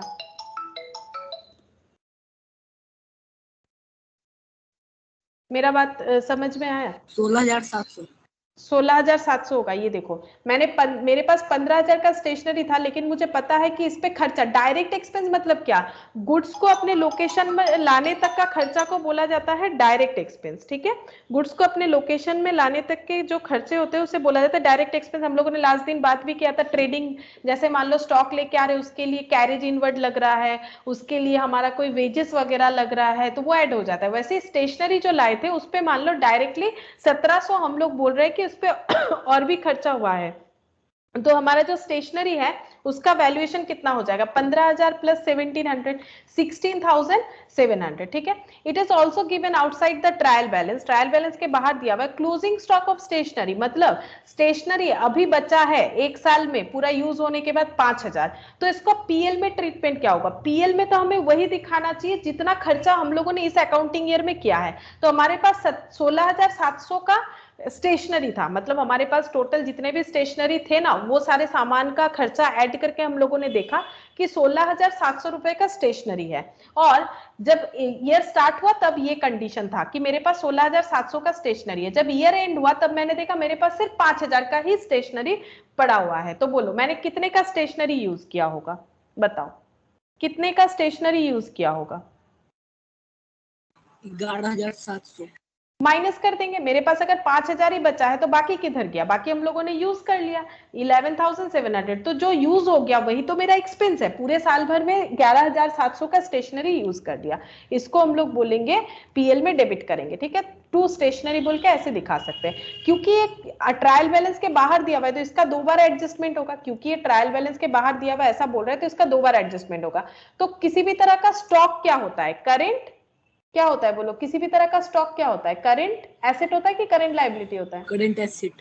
Current asset. स्टॉक क्या होता है, हमेशा करंट एसेट होता है, तो इसको किधर दिखाएंगे, एसेट साइड में, करंट एसेट में। ठीक है, अच्छा अब प्रोविजन का बात, ये तो मैंने पहले ही समझा दिया था। प्रोविजन कैसे होता है, हम लोग डेटर को क्रेडिट सेल कर दिए, फिर डेटर ने पैसा नहीं दिया, तो डेटर को जब क्रेडिट सेल करते तब एंट्री क्या होता है, तब एंट्री होता है डेटर टू सेल्स। ठीक है, अब वो डेटर जब पैसा नहीं दे रहा है तब एंट्री क्या हो जाता है, बैड डेट टू डेटर। जब डेटर पैसा नहीं देगा तो हम लोग क्या बोलेंगे, बैड डेट टू डेटर बोल के डेटर को क्लोज कर देंगे। लेकिन अगर हम लोग प्रोविजन बनाते हैं तो प्रोविजन का एंट्री क्या होता है, ये देखो, प्रोविजन प्रॉफिट से बना सकते हैं। मैंने बोला ना, हमारे घर पे जो अर्निंग आता है उसी से हम लोग हमारा LIC वगैरह करते हैं। उसी तरह से कोई ऑर्गेनाइजेशन अगर किसी भी तरह का प्रोविजन करना चाहती है तो उसको पीएल को यूज करना पड़ेगा।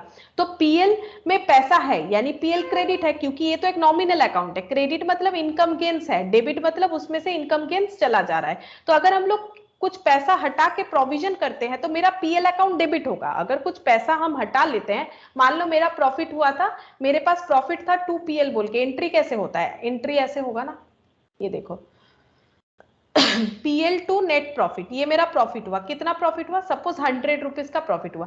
अब इसमें से हम मुझे क्या करना है, कुछ पैसा हटाना है। ठीक है, तो अगर हम कुछ पैसा हटाना चाहते हैं तो मुझे क्या करना पड़ेगा, कहाँ हटा रहे हैं हम लोग, प्रोविजन क्रिएट करें। प्रोविजन क्रिएट करना क्या होता है, क्योंकि प्रोविजन एक लाइबिलिटी होता है। ठीक है, अगर मान लो हम लोग एक इंश्योरेंस कर रहे हैं तो उसका हर मंथ या फिर क्वार्टरली मंथली जैसे सिस्टम होगा उसमें हमें क्या भरना पड़ता है, प्रीमियम। तो प्रीमियम भरना क्या होगा, प्रीमियम टाइम पे भरते हैं, एक्सपेंस, लेकिन उसका एक हेडेक तो है। तो प्रोविजन क्रिएट करना क्या होता है, लाइबिलिटी होता है। ठीक है, इसलिए हम लोग लिखते हैं to provision for bad and doubtful डेब्ट। किस चीज का प्रोविजन बनाए, बैड एंड डाउटफुल डेब्ट के लिए। इस वजह से हमारा प्रॉफिट कम हो गया।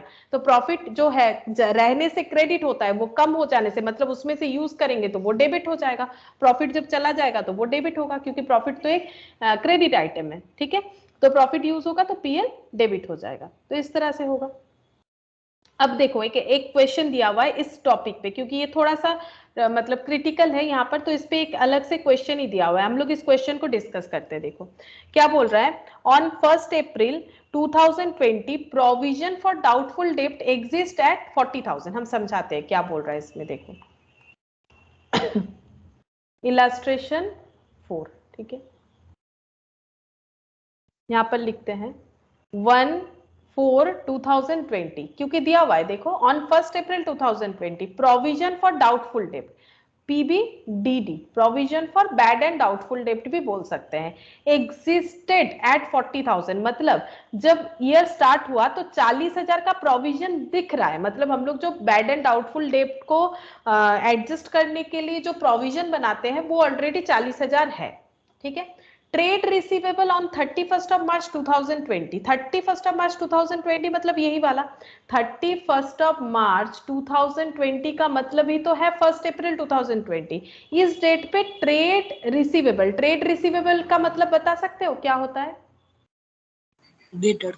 डेटर। ट्रेड रिसीवेबल मतलब डेटर, रिसीवेबल मतलब जिसे पैसा मिलेगा, बिजनेस का पैसा जिनसे मिलता है, ट्रेड रिसीवेबल, इनको डेटर बोला जाता है। ठीक है, इनका नाम अभी चेंज करके ट्रेड रिसीवेबल कर दिया गया है। ट्रेड रिसीवेबल कितना है, 15 लाख। ठीक है, 15 लाख का ट्रेड रिसीवेबल था ये जब ईयर स्टार्ट हो रहा था। बैड डेट टोटल 1 लाख, पूरे साल में 1 लाख का बैड डेट हुआ। It is required to write off the bad debt and create a provision equal to 5% of the trade receivable balance. तो बैड डेट टोटल पूरे साल भर में एक बैड डेट हुआ, बिजनेस कर रहे हैं तो बैड डेट हो ही सकता है, कोई बड़ा बात नहीं। कितना बैड डेट हुआ, 1 लाख। अच्छा, अब बोल रहा है कि ईयर जब एंड हो रहा है, it is required to write off the bad debt, bad debt को राइट ऑफ करना है, मतलब बैड डेट को हम लोग एडजस्ट कर देंगे। ठीक है, जो लॉस हुआ उसको राइट ऑफ करेंगे, मतलब हटा देंगे, कम कर देंगे। कितना हम लोग क्या कम कर सकते हैं, देखो हमारे पास कितना अमाउंट है, हाँ, जो मान लो जैसे मैंने एक एग्जांपल दिया मेडिकल इंश्योरेंस का, मेरा खर्चा हुआ 1 लाख का और मेरे पास पैसा अवेलेबल है इंश्योरेंस में 40,000 का, तो हम कितना खर्चा दे सकते हैं? इंश्योरेंस जो बनवा रखे हैं उससे कितना पेमेंट कर सकते हैं मैक्सिमम? ये बताओ कितना पेमेंट कर सकते हैं? अगर ये इंश्योरेंस 40,000 40,000 ही पे कर सकते तो मेरा कितना कम होगा? कितना मुझे घर से देना पड़ेगा? 60,000 घर से देना। 60,000 घर से देना होगा, क्योंकि मेरा पॉलिसी बना हुआ था 40,000 का और मेरा खर्चा लगा 1 लाख। वैसे ही बैड डेप्ट हुआ 1 लाख का और मैंने प्रोविजन जो बनाया था, जो था बचा हुआ, वो 40,000 का था। तो हम कितना बैड डेप्ट राइट ऑफ कर सकते हैं? ये बताओ कितना बैड डेप्ट को कम कर सकते हैं? मेरा 1 लाख का लॉस हुआ है, उस लॉस को मतलब उस लॉस को क्या बोले, उस लॉस को एडजस्ट करने के लिए मेरे पास 40,000 है, तो हम कितना लॉस एडजस्ट कर सकते हैं मैक्सिमम? 40,000। तो मेरा शॉर्ट प्रोविजन 40,000 कितना हो रहा है? मेरा प्रोविजन कम हुआ है, शॉर्ट हुआ है, तो कितना शॉर्ट हुआ है? शॉर्ट प्रोविजन का अमाउंट बताओ। जितना हम लोग एडजस्ट नहीं कर सकते वही तो मेरा शॉर्ट 60,000 प्रोविजन। 60,000 जो मुझे घर से लाना पड़ेगा, मेरे वो एक्सीडेंट वाले एग्जाम्पल में सोच लो, ठीक है।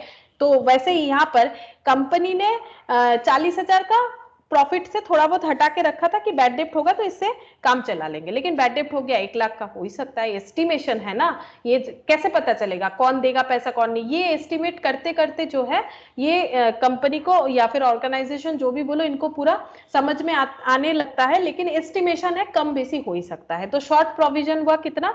60,000 का। अब देखो क्या बोल रहा है कि कंपनी चाहती है कि ये पूरा जो राइट ऑफ कर दिया जाए बैड डेप्ट को, ठीक है। पूरा तो नहीं कर सकते क्योंकि प्रोविजन कम हुआ है। अब बोल रहा है कि क्रिएट ए प्रोविजन, फिर प्रोविजन क्रिएट करना है। ईयर एंड हो रहा है ना, तो इस साल भी प्रोविजन क्रिएट करेंगे। पिछले साल का प्रोविजन तो इस साल यहाँ पर बचा हुआ दिख रहा है, इस साल भी प्रोविजन क्रिएट करने बोला है। कितना? 5% ऑफ टोटल डेटर। ये देखो प्रोविजन क्रिएट करेंगे, इस बार भी प्रोविजन क्रिएट करने बोल रहा है। कितना? At the rate of 5% of the trade, लिखा हुआ क्या है देखो लैंग्वेज, ट्रेड रिसीवेबल बैलेंस, ठीक है। ट्रेड रिसीवेबल बैलेंस पे हम लोग प्रोविजन क्रिएट करेंगे। ट्रेड रिसीवेबल बैलेंस पे मतलब ये देखो 15 लाख मेरा ट्रेड रिसीवेबल था। जब मैंने बिजनेस स्टार्ट किया तब मैंने देखा कि मार्केट से मुझे 15 लाख मिलेगा, क्योंकि मेरे कस्टमर क्रेडिट सेल वाले इतने हैं, ठीक है।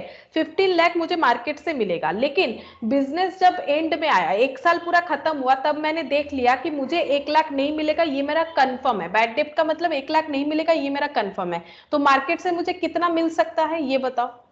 मार्केट से मुझे एक्चुअली कितना मिलेगा? हम लोग बोलते हैं ना मार्केट में मेरा इतना पैसा फंसा हुआ है। मेरा कितना पैसा फंसा हुआ है? 15 लाख। 50,000 50,000 50,000 या 14 लाख? 5 लाख 14 लाख, ये तो 15 लाख है, ये तो 15 लाख है। यस 14 लाख। मेरे पास मेरा कस्टमर है मार्केट में 15 लाख का, यानी मुझे 15 लाख मिलेगा लोगों से, ठीक है। लेकिन उसमें से कोई ऐसा हो ही सकता है जो नहीं देगा, ये तो हो ही सकता है बिजनेस में। ऐसा तो हम लोग जबरदस्ती नहीं बोल सकते कि मुझे 15 लाख मिलेगा ही मिलेगा, ऐसा होता तो फिर बात ही खत्म। लॉस हो ही सकता है। तो लॉस हुआ कितने का? हम लोगों ने सारे साल में देखा 1 लाख का लॉस हो गया। अब बोलो मार्केट से कितना मिल सकता है हमें? 14 लाख, क्योंकि 1 लाख कंफर्म है नहीं मिलेगा। अब ये जो बिजनेस ऑर्गेनाइजेशन है ये सोच रही है कि ये 14 लाख जो है, क्या ये कंफर्म है ये मिलेगा? ये बताओ तुम लोग सोच के मुझे ये बताओ, क्या जरूरी है कि 14 लाख मिलेगा, या फिर फ्यूचर में जब नेक्स्ट ईयर स्टार्ट होगा तब ये 14 लाख से भी कुछ कम बेसी हो सकता है? बोलो क्या कंफर्म है कि 14 लाख? कम भी हो सकता है, बेसी भी हो सकता है। कब बेसी होगा? जब हमें बैड डेप्ट रिकवरी हो जाएगा। अगर मान लो इनमें से कोई बैड डेप्ट रिकवरी कर दिया तो हमारा अमाउंट बढ़ जाएगा ना। हम लोगों ने तो 14 लाख सोचा था, लेकिन अगर बैड डेप्ट रिकवरी हो जाता है तो हमारा अमाउंट बढ़ जाएगा। तो ये देखो हम लोग ईयर एंड में ये चीज देखें कि हमारे पास और अब 14 लाख दिखा रहा है कि हमें मार्केट से 14 लाख मिलेगा। लेकिन इसमें भी हमारा डाउट है, इसमें जो 14 लाख जिनसे मिलेगा इनमें भी हो सकता है कोई पैसा दे या ना दे। तो हमें ऐसा लग रहा है कि 5% लोग पैसा नहीं दे सकते हैं, तो हमें इस पे 5% का प्रोविजन क्रिएट करना है। तो provision at the rate of 5% of the trade receivable balance, इसको बोलते हैं ट्रेड रिसीवेबल बैलेंस। कैसे निकाला जाता है ट्रेड रिसीवेबल का बैलेंस? डेटर या फिर ट्रेड रिसीवेबल से बैड डेप्ट, मतलब जो कंफर्म है, बैड डेप्ट को माइनस करने से जो आता है, इसको हम लोग बोलते हैं ट्रेड रिसीवेबल बैलेंस, ठीक है। और इसमें भी हमें क्या रहता है, डाउट रहता है कि हो सकता है कि 14 लाख में से भी कुछ मिले या ना मिले, जैसे 15 लाख में से 1 लाख नहीं मिला, हो सकता है फ्यूचर में ना मिले, तो उसके लिए हम लोग प्रोविजन क्रिएट करना चाहते हैं। कितना करना है, 5%। मतलब हम लोग बोलना चाहते हैं 14 लाख में 5% नहीं मिलेगा तो कितना होगा, बोलो 14 लाख में अगर 5% नहीं मिलेगा 70,000। तो ये 70,000 का हम लोगों ने क्या बना लिया, PBDD, provision for bad and doubtful debt. तो बताओ ये गुड डेटर हम लोगों ने कितने लोगों को माना, ठीक है। ये 14 लाख जो है इसमें गुड डेटर भी है और बैड डेटर भी है, तो बैड हम लोगों ने मान लिया 5% है, तो बाकी बचे गुड डेटर। गुड डेटर कितने हो गए, 13 लाख 13,30,000। 13,30,000 ये हम लोग सोच रहे हैं कि ये हमारा होगा अमाउंट, ठीक है, डेटर का ऐसा होगा। ये पूरा एस्टिमेटेड है, ये 5% से कम ज्यादा होगा, कितना होगा वो तो फ्यूचर में ही पता चलेगा, ये तो एस्टिमेशन है, ठीक है।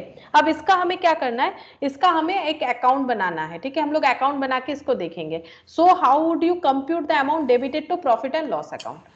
तो ये देखो, सबसे पहले हम लोग इसका एक अकाउंट बनाएंगे, प्रोविजन फॉर डाउटफुल डेप्ट, इसका अकाउंट बनाएंगे। तो बताओ सबसे पहले ये सिचुएशन कैसे अराइज होगा, ये जो पूरा सिचुएशन हुआ इसका एंट्री क्या क्या हो सकता है। पहले हम लोग क्रेडिट सेल करेंगे, तो एंट्री क्या हो सकता है, डेटर टू सेल्स, ठीक है। तो अब मैंने तो प्रोविजन अकाउंट बनाया है, प्रोविजन फॉर डाउटफुल डेट, तो ये इसका पोस्टिंग नहीं होगा। सेकंड मेरा सिचुएशन क्या हो सकता है, सेकंड मेरा सिचुएशन ये हो सकता है कि मेरे डेटर ने मुझे पैसा नहीं दिया, तो क्या एंट्री हो जाएगा, बैड डेट टू डेटर, ठीक है, ये एंट्री हो जाएगा। और अगर मैंने प्रोविजन क्रिएट कर रखा है बैड डेट से बचने के लिए, बैड डेट को थोड़ा सा कम करने के लिए, राइट ऑफ कर पाए ऐसे हालत में खुद को रखने के लिए अगर मैंने प्रोविजन बनाया है, तो सबसे पहला बात है मेरा प्रॉफिट जो है वो कम होगा। Profit and loss account debit to क्या हो जाएगा, टू पीबीडीडी, जो हम लोग क्रिएट करेंगे वो ऐसे एंट्री होगा। और अगर हमारे पास ऑलरेडी पीबीडीडी है जिसको हम लोग यूज करेंगे बैड डेट को कम करने के लिए, तो एंट्री क्या होगा, बैड डेट को अगर कम करना है, बैड डेट डेबिट है कम करना है, तो बैड डेट को हम लोग क्या करेंगे, क्रेडिट करेंगे जितने से कम कर सकते हैं। और यूज किसको करेंगे, पीबीडीडी को, पीबीडीडी इसको यूज करेंगे। देखो समझ में आया कि नहीं कंसेप्ट। कब मेरा बैड डेट हो सकता है, पहला बात है अगर हम क्रेडिट सेल करेंगे, तो मैंने क्रेडिट सेल का एंट्री तुम लोग को दिखाया, डेटर टू सेल, ठीक है। अगर बैड डेट हो जाएगा तो हम एंट्री करेंगे बैड डेट टू डेटर। और अगर मैंने प्रोविजन कर रखा है बैड डेट से बचने के लिए, तो ये एंट्री क्या होगा, profit and loss account debit to PBDT, ठीक है। मैंने प्रॉफिट से कुछ हिस्सा provision for bad and doubtful debt में रख दिया। अब मेरा जो बैड डेट हुआ उसको हम इससे क्या करेंगे, सेट ऑफ करने का कोशिश करेंगे। तो यहाँ पर जितना पैसा जमा किया था उससे जितना यूज करेंगे उतना कम हो जाएगा। तो जमा किया था क्रेडिट, उससे यूज कर रहे हैं तो डेबिट हो जाएगा, रिवर्स। और बैड डेट मेरा जो बना हुआ था वो थोड़ा सा कम होगा, थोड़ा हो सकता है पूरा हो सकता है, डिपेंड करेगा मेरे पास कितना पैसा है पीबीडीडी में। तो बैड डेट जितना डेबिट था उतना क्रेडिट हो जाएगा, या फिर जितना सा क्रेडिट हो सकता है उतना सा क्रेडिट हो जाएगा। अब हम लोग यहाँ पर एंट्री लिखेंगे, देखो कैसे होगा, इस अकाउंट को कैसे बना सकते हैं। हमारे पास डेटा क्या क्या था, हमारे पास डेटा ये था कि जब हम लोगों ने ईयर स्टार्ट किया तब हमारे पास प्रोविजन का 40,000 है। तो मुझे एक चीज बताओ, प्रोविजन करना लाइबिलिटी है, इनकम है, एक्सपेंस है, गेन है, क्या है, बोलो प्रोविजन करना हमारे लिए क्या है। मैंने आज बताया तो स्टार्टिंग में प्रोविजन करना क्या होता है, अगर तुम लोग प्रॉफिट से थोड़ा थोड़ा हटा के रख रहे हो हिस्सा, ठीक है, प्रोविजन करने के लिए, तो प्रोविजन हमारे लिए क्या है, एसेट है, इनकम है, एक्सपेंस है। प्रोविजन हमारे लिए एक्सपेंस है। एक्सपेंस मतलब जो खर्चा हम लोग पे कर रहे हैं, क्या हम लोग कहीं पर भी टू कैश कर रहे हैं, प्रोविजन क्या हमारे लिए एक्सपेंस है, प्रॉफिट से निकाल के डाल रहे हैं।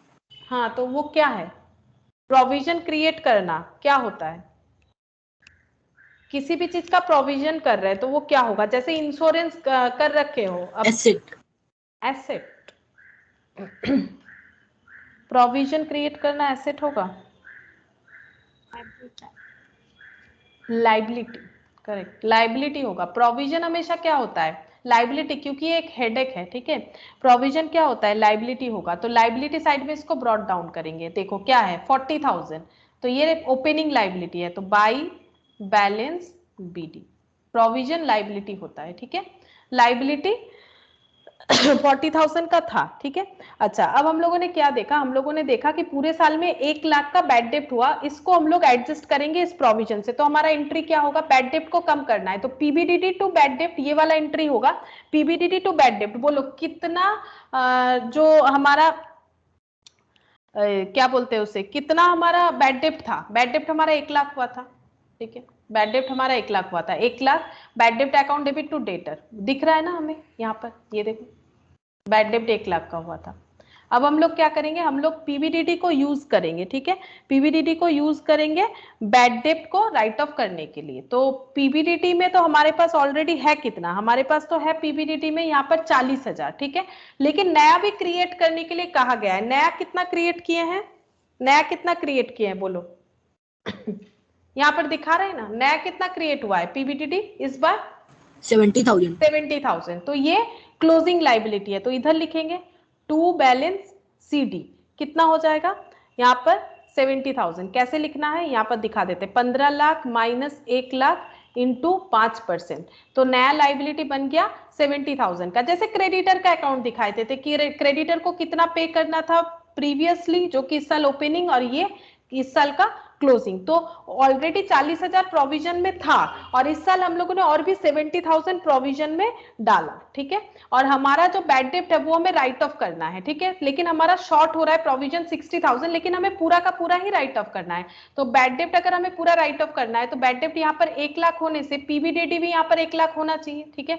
1 लाख होना चाहिए, तो एंट्री क्या होगा, पीबीडीडी टू बैड डेप्ट। जब हम लोग पीबीडीडी को यूज करेंगे बैड डेप्ट को राइट ऑफ करने के लिए, तो पीबीडीडी टू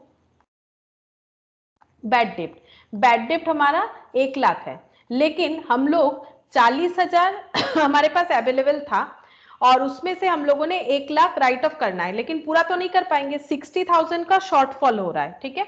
60,000 का शॉर्टफॉल हो रहा है और इस बार ऊपर से और भी 70,000 का प्रोविजन क्रिएट किया। बात समझो, मेरे पास 40,000 प्रोविजन, ये मेरा प्रोविजन किया हुआ पैसा है, ठीक है। इसमें मेरा प्रोविजन किया हुआ 40,000 है, जिसको मुझे बैड डेप्ट में यूज करना था। मेरा बैड डेप्ट हो गया 1 लाख और हम प्रोविजन में और भी 70,000 डालना चाहते हैं। एक तो मेरा बैड डेप्ट 1 लाख हुआ है जिसको मुझे राइट ऑफ करना है और हम प्रोविजन में और भी 70,000 डालना चाहते हैं, तो ये प्रोविजन तो पीएल से क्रिएट हुआ है। तो मुझे अब प्रॉफिट से इस बार कितना हटाना पड़ेगा, ये सोचो, प्रॉफिट से मुझे कितना हटाना पड़ेगा।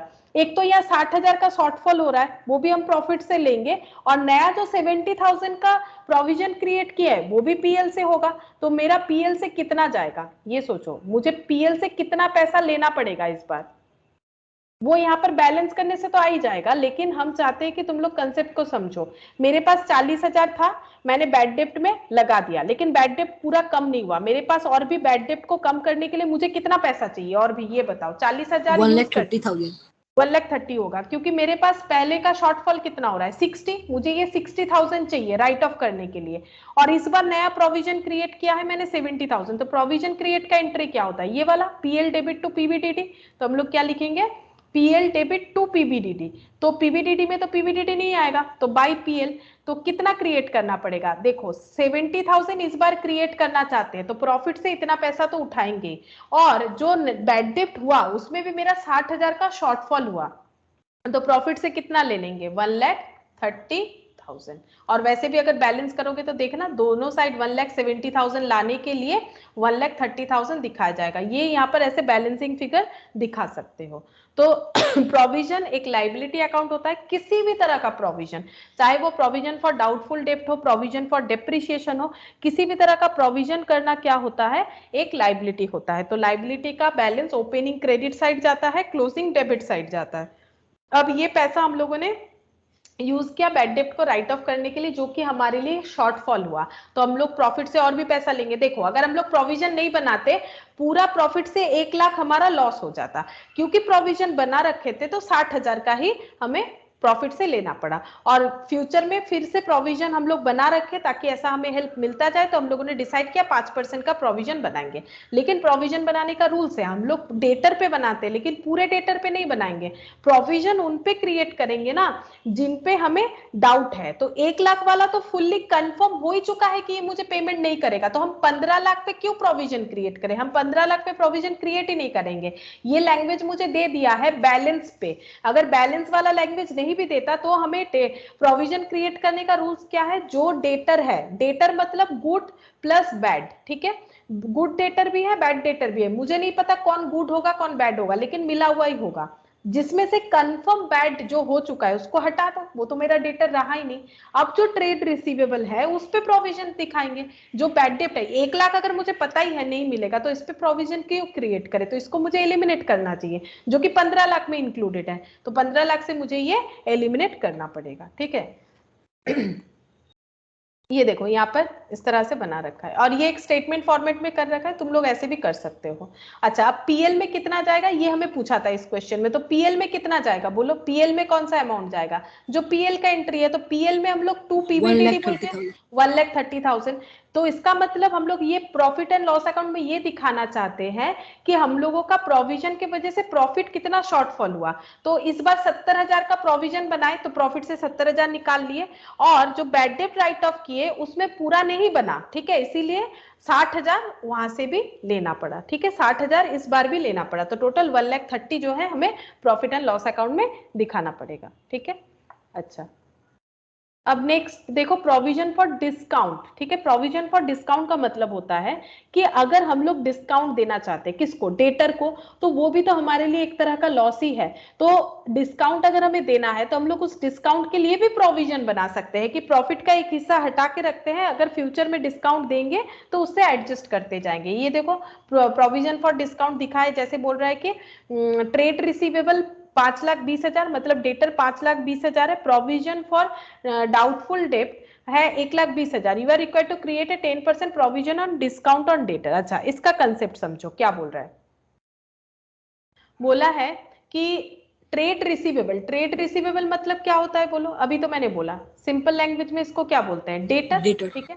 डेटर मेरा कितना है 5,20,000, मतलब मुझे मार्केट से कितना पैसा मिलेगा 5,20,000, और मैंने प्रोविजन फॉर डाउटफुल डेट कर रखा है 1,20,000, तो मुझे डाउट है कि इस 5,20,000 में से मुझे कितना पैसा नहीं मिल सकता है, एस्टिमेटेड डाउट कितना है, पीवीडीटी कितना है 1,20,000, ये मेरा एस्टिमेशन है कि 5,20,000 मार्केट से मुझे मिलेगा, लेकिन मैंने प्रोविजन भी 1,20,000 का कर रखा है। जैसे ही मैंने 1,20,000 का प्रोविजन किया, इसका मतलब मेरे दिमाग में ये चल रहा है कि मुझे 1,20,000 का रिकवरी नहीं भी हो सकता है, ये प्रोविजन है, कंफर्म नहीं है, ये बैड डेप्ट नहीं है, ये प्रोविजन क्या हुआ है, डाउटफुल डेप्ट है। ये डाउटफुल मतलब जिसपे डाउट है कि दे भी सकता है नहीं भी दे सकता है, बैड डेप्ट मतलब कंफर्म कि नहीं मिला, ठीक है। तो हम लोगों ने देखा कि 5,20,000 में से हमें ऐसा लगता है कि 1,20,000 डेटर, 1,20,000 का जो डेटर है वो उससे मुझे रिकवरी नहीं होगा। तो बोलो मुझे किन से रिकवरी हो सकता है, कितने पैसा मुझे रिकवरी हो सकता है, ऐसा मेरा एस्टिमेशन 4 लाख। 4 लाख का मेरा एस्टिमेशन है कि मुझे क्लियरली 4 लाख मिल जाएगा, 5,20,000 क्लियरली नहीं मिल सकता क्योंकि मुझे ऐसा डाउट है कि 1,20,000 शायद मुझे ना मिले, ठीक है। और मैंने सोच रखा है कि ऐसे जो डेटर होंगे जो टाइम के पहले ही पैसा दे देंगे, मान लो मैंने बोला था 1 हफ्ते बाद देने, वो 5 दिन में आगे पैसा देने, तो उनको मोटिवेट रखने के लिए मैंने सोचा है कि उनको डिस्काउंट स्कीम देंगे, ठीक है, कि कोई अगर जल्दी पैसा दे देता है तो उनको डिस्काउंट देंगे। तो डिस्काउंट देने से बोलो क्या मुझे 4 लाख का 4 लाख ही मिलेगा, अगर मान लो मुझे डिस्काउंट देना है तो क्या मुझे 4 लाख पैसा, 4 लाख रुपीस मिल जाएगा या उससे कम मिलेगा, उससे कम मिलेगा, उससे कम मिलेगा, मुझे 4 लाख तो नहीं मिलेगा ना। अगर मुझे डिस्काउंट देना है डेटर को, हम ये सोच रहे हैं कि ये 4 लाख जिन लोगों से भी मिलेगा वो लोग अच्छे इंसान है, वो लोग पेमेंट कर देंगे, और मुझे ऐसा लग रहा है वो टाइम पे भी पेमेंट करेंगे, टाइम से पहले पेमेंट करेंगे। तो मैंने सोचा कि कुछ डिस्काउंट के लिए भी प्रोविजन कर लेते हैं, तो अगर डिस्काउंट के लिए प्रोविजन करेंगे तो मुझे ये पैसा से कम पैसा मिलेगा, ठीक है, अगर हम डिस्काउंट देंगे तो ऑब्वियसली मुझे कम पैसा मिलेगा ना। तो डिस्काउंट क्रिएट कर रहे हैं तो यहाँ पर लिखेंगे प्रोविजन, जैसे लिखा provision for bad and doubtful date, provision for discount, मैंने प्रॉफिट से डिस्काउंट के लिए कितना पैसा हटा लिया, यहाँ पर दिया हुआ है 10%, 10% क्रिएट करना है। तो 10% किस पे क्रिएट करें, तो डेटर को डिस्काउंट दे रहे हैं, तो तुम लोग 5,20,000 पे ये डेटर है, इस पे अगर क्रिएट कर दोगे तो ये गलत हो जाएगा 10%। क्यों गलत होगा, क्योंकि क्या हमें उन लोगों को डिस्काउंट स्कीम में दिखाना चाहिए जिन पे हमें डाउट है कि वो पैसा देंगे कि नहीं देंगे, बोलो। जिन पे अगर मुझे किसी पे डाउट है कि वो मुझे 4 लाख होगा, 4 लाख पे होगा, अगर मुझे डाउट है कि 1,20,000 मुझे नहीं मिलेगा, तो हम 1,20,000 वाले को डिस्काउंट स्कीम में क्यों डालें। मान लो मेरा 2 कस्टमर है, एक 100 रुपए वाला, एक 150 रुपए वाला, ठीक है। मुझे मतलब मेरा टोटल डेटर कितना हो गया 250। मुझे पता है ये 100 रुपए वाला मुझे पैसा नहीं देगा, सपोज मुझे पता है ये 100 रुपए वाला नहीं देगा, मुझे डाउट है, तो हम ये 100 रुपए वाले को हटा देते हैं। यानी हम सोच रहे हैं कि अच्छा 250 तो दिख तो रहा है लेकिन मुझे 150 ही मिलेगा, ये पता है। लेकिन मुझे ये भी पता है 150 वाला इंसान अच्छा है, ये पहले ही आके पैसा दे देगा, तो इसको मोटिवेट रखना है, मेरा कस्टमर इसको बना के रखना है, हम इसको 10 रुपए का डिस्काउंट देना चाहते हैं, ठीक है। तो हम इसका 10 रुपए का डिस्काउंट यहाँ पर दिखा देंगे, मतलब मेरा मार्केट से रिसीवेबल 140 है। तो ये जो मैंने डिस्काउंट सोचा है तो मुझे गुड डेटर पे देना चाहिए, जिन पे डाउट है उनको क्यों दे, उनको नहीं देंगे। उसी तरह से जब प्रोविजन क्रिएट किया जाता है वो हमेशा गुड डेटर पे, यानी जब प्रोविजन क्रिएट करोगे तो डेटर से पीबीडीटी लेस करने के बाद ही क्रिएट करना है। तो 10%, 4 लाख पे 10% 40,000, तो इसका मतलब हमारा जो ओवरऑल डेटर है मार्केट पे वो कितना बच रहा है 3,60,000 ये बचेगा, ठीक है 3,60,000।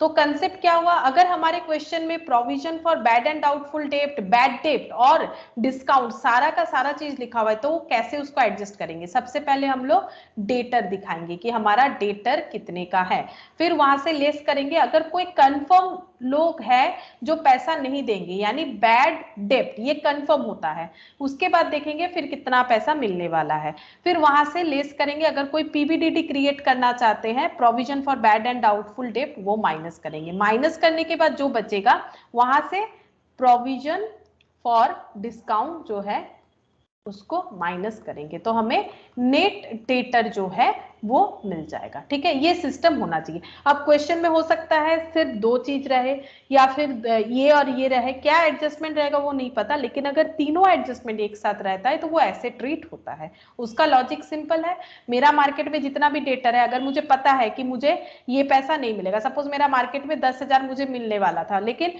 मुझे एक जन से 500 रुपया मिलने वाला था, वो आके बता दिया कि मेरे हम इंसॉल्वेंट हो गए, हम नहीं दे सकते, तो फिर अब उससे मांग तो नहीं सकते, तो मुझे मार्केट से 9,500 मिलेगा। लेकिन मुझे पता है हम बिजनेस करते हैं, मुझे ये पता है कि कुछ लोग ऐसे होते हैं जो कि बैड डेब्ट कर देते हैं, तो मुझे लग रहा है मेरे बिजनेस का जो मेरा नॉलेज है उससे मुझे लग रहा है कि 1,000 रुपए शायद मार्केट से मुझे ना मिले, तो मुझे कितना मिलेगा 8,500। और मुझे ये पता है कि कुछ कस्टमर अच्छे भी हैं जो कि टाइम के पहले पेमेंट करके जाएंगे, यानी मुझे उनको डिस्काउंट स्कीम में डालना है, तो हम चाहते हैं कि उनको 200 रुपए का डिस्काउंट देंगे। ओवरऑल मेरा ऐसा कस्टमर होगा जिनको मुझे टोटल 200 रुपए का डिस्काउंट देना पड़ सकता है, तो 8,300 मेरा नेट डेटर आ जाएगा। इस तरह से 10,000 वाला डेटर जो है वो 8,300 में आके खत्म हुआ, तो इस तरह से कैलकुलेशन होना चाहिए।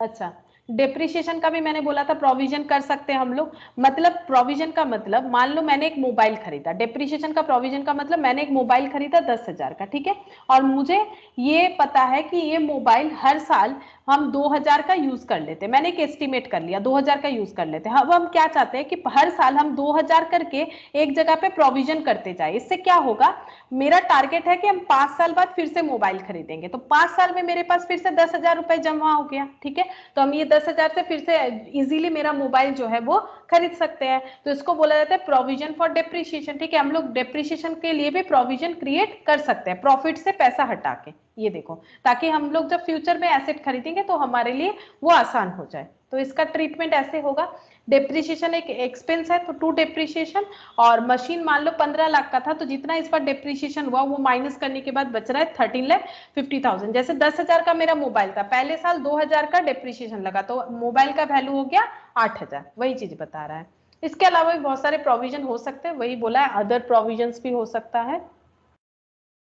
अच्छा, अब देखो, abnormal loss of inventory by accident और फायर। मान लो मेरा स्टॉक किसी भी रीजन से गोडाउन में कोई आग लगने की वजह से या फिर कोई एक्सीडेंटल इंसिडेंट के वजह से क्या हुआ है, लॉस हो गया। इस तरह के लॉस को बोला जाता है एबनॉर्मल लॉस। तो इसका एंट्री तुम लोग को पता ही है क्या होता है, loss by fire to purchase या फिर ट्रेडिंग। मतलब जो मेरा स्टॉक जल गया उस वजह से मेरा परचेस किया हुआ सामान कम हो गया, या तो हम उसे परचेस से लेस करके दिखा सकते हैं या फिर हम लोग उसको ट्रेडिंग में चार्ज कर सकते हैं। ठीक है, तो लॉस बाय फायर, तो loss by fire to purchase. ठीक है, अच्छा।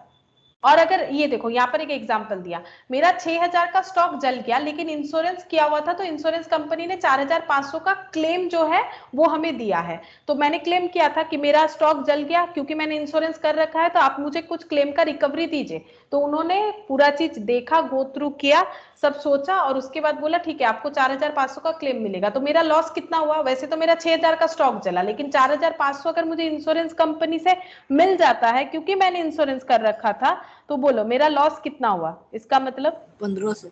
1500। तो ये जो 1500 है, 1500 जो है ये कहाँ चार्ज होगा, पीएल में। ठीक है, पीएल में। और ये जो लॉस है, लॉस बाय फायर, ये क्लोज हो जाएगा, ये 1500 पीएल में चार्ज होगा। और इंश्योरेंस कंपनी से 4500 मिला है तो उनसे मिलेगा तो उनको डेबिट करेंगे, जैसे डेटर से पैसा मिलता है तो डेटर को डेबिट करते हैं।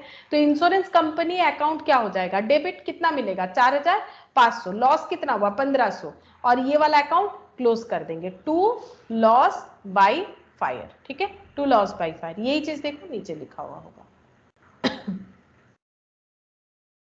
ये चीज देखो नीचे लिखा हुआ होगा।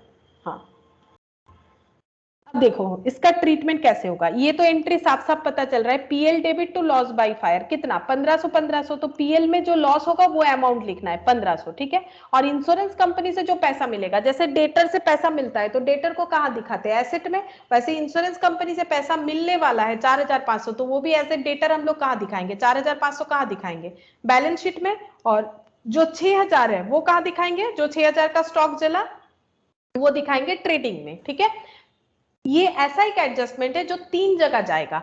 कैसे, जो स्टॉक जल गया उतना से मेरा स्टॉक कम हो गया तो उसको हमें ट्रेडिंग में दिखाना चाहिए। ठीक है, और अगर उस पर इंश्योरेंस किया हुआ है तो मेरा लॉस थोड़ा बहुत कम हो गया होगा, तो जितना लॉस मेरा हुआ एक्चुअली, क्योंकि बाकी तो रिकवर हो गया, तो वो हम दिखा देंगे पीएल में, और जो पैसा मुझे इंश्योरेंस कंपनी देगी एज ए रिकवरी वो हम दिखाएंगे इंश्योरेंस क्लेम में। तो ये एक ऐसा एडजस्टमेंट है, फिर से बोल रहे हैं, जो 3 जगह पे ही चला जाता है, 3 जगह पे ही जाएगा। अगर फायर मतलब अगर किसी भी तरह का एक्सीडेंटल इंसिडेंट हुआ है, स्टॉक जल गया है और इंश्योरेंस कंपनी ने क्लेम दिया है, ऐसा सिचुएशन अगर होता है तो ये एडजस्टमेंट 3 जगह पे पोस्ट होता है। ठीक है, ये 3 जगह पे पोस्ट होगा।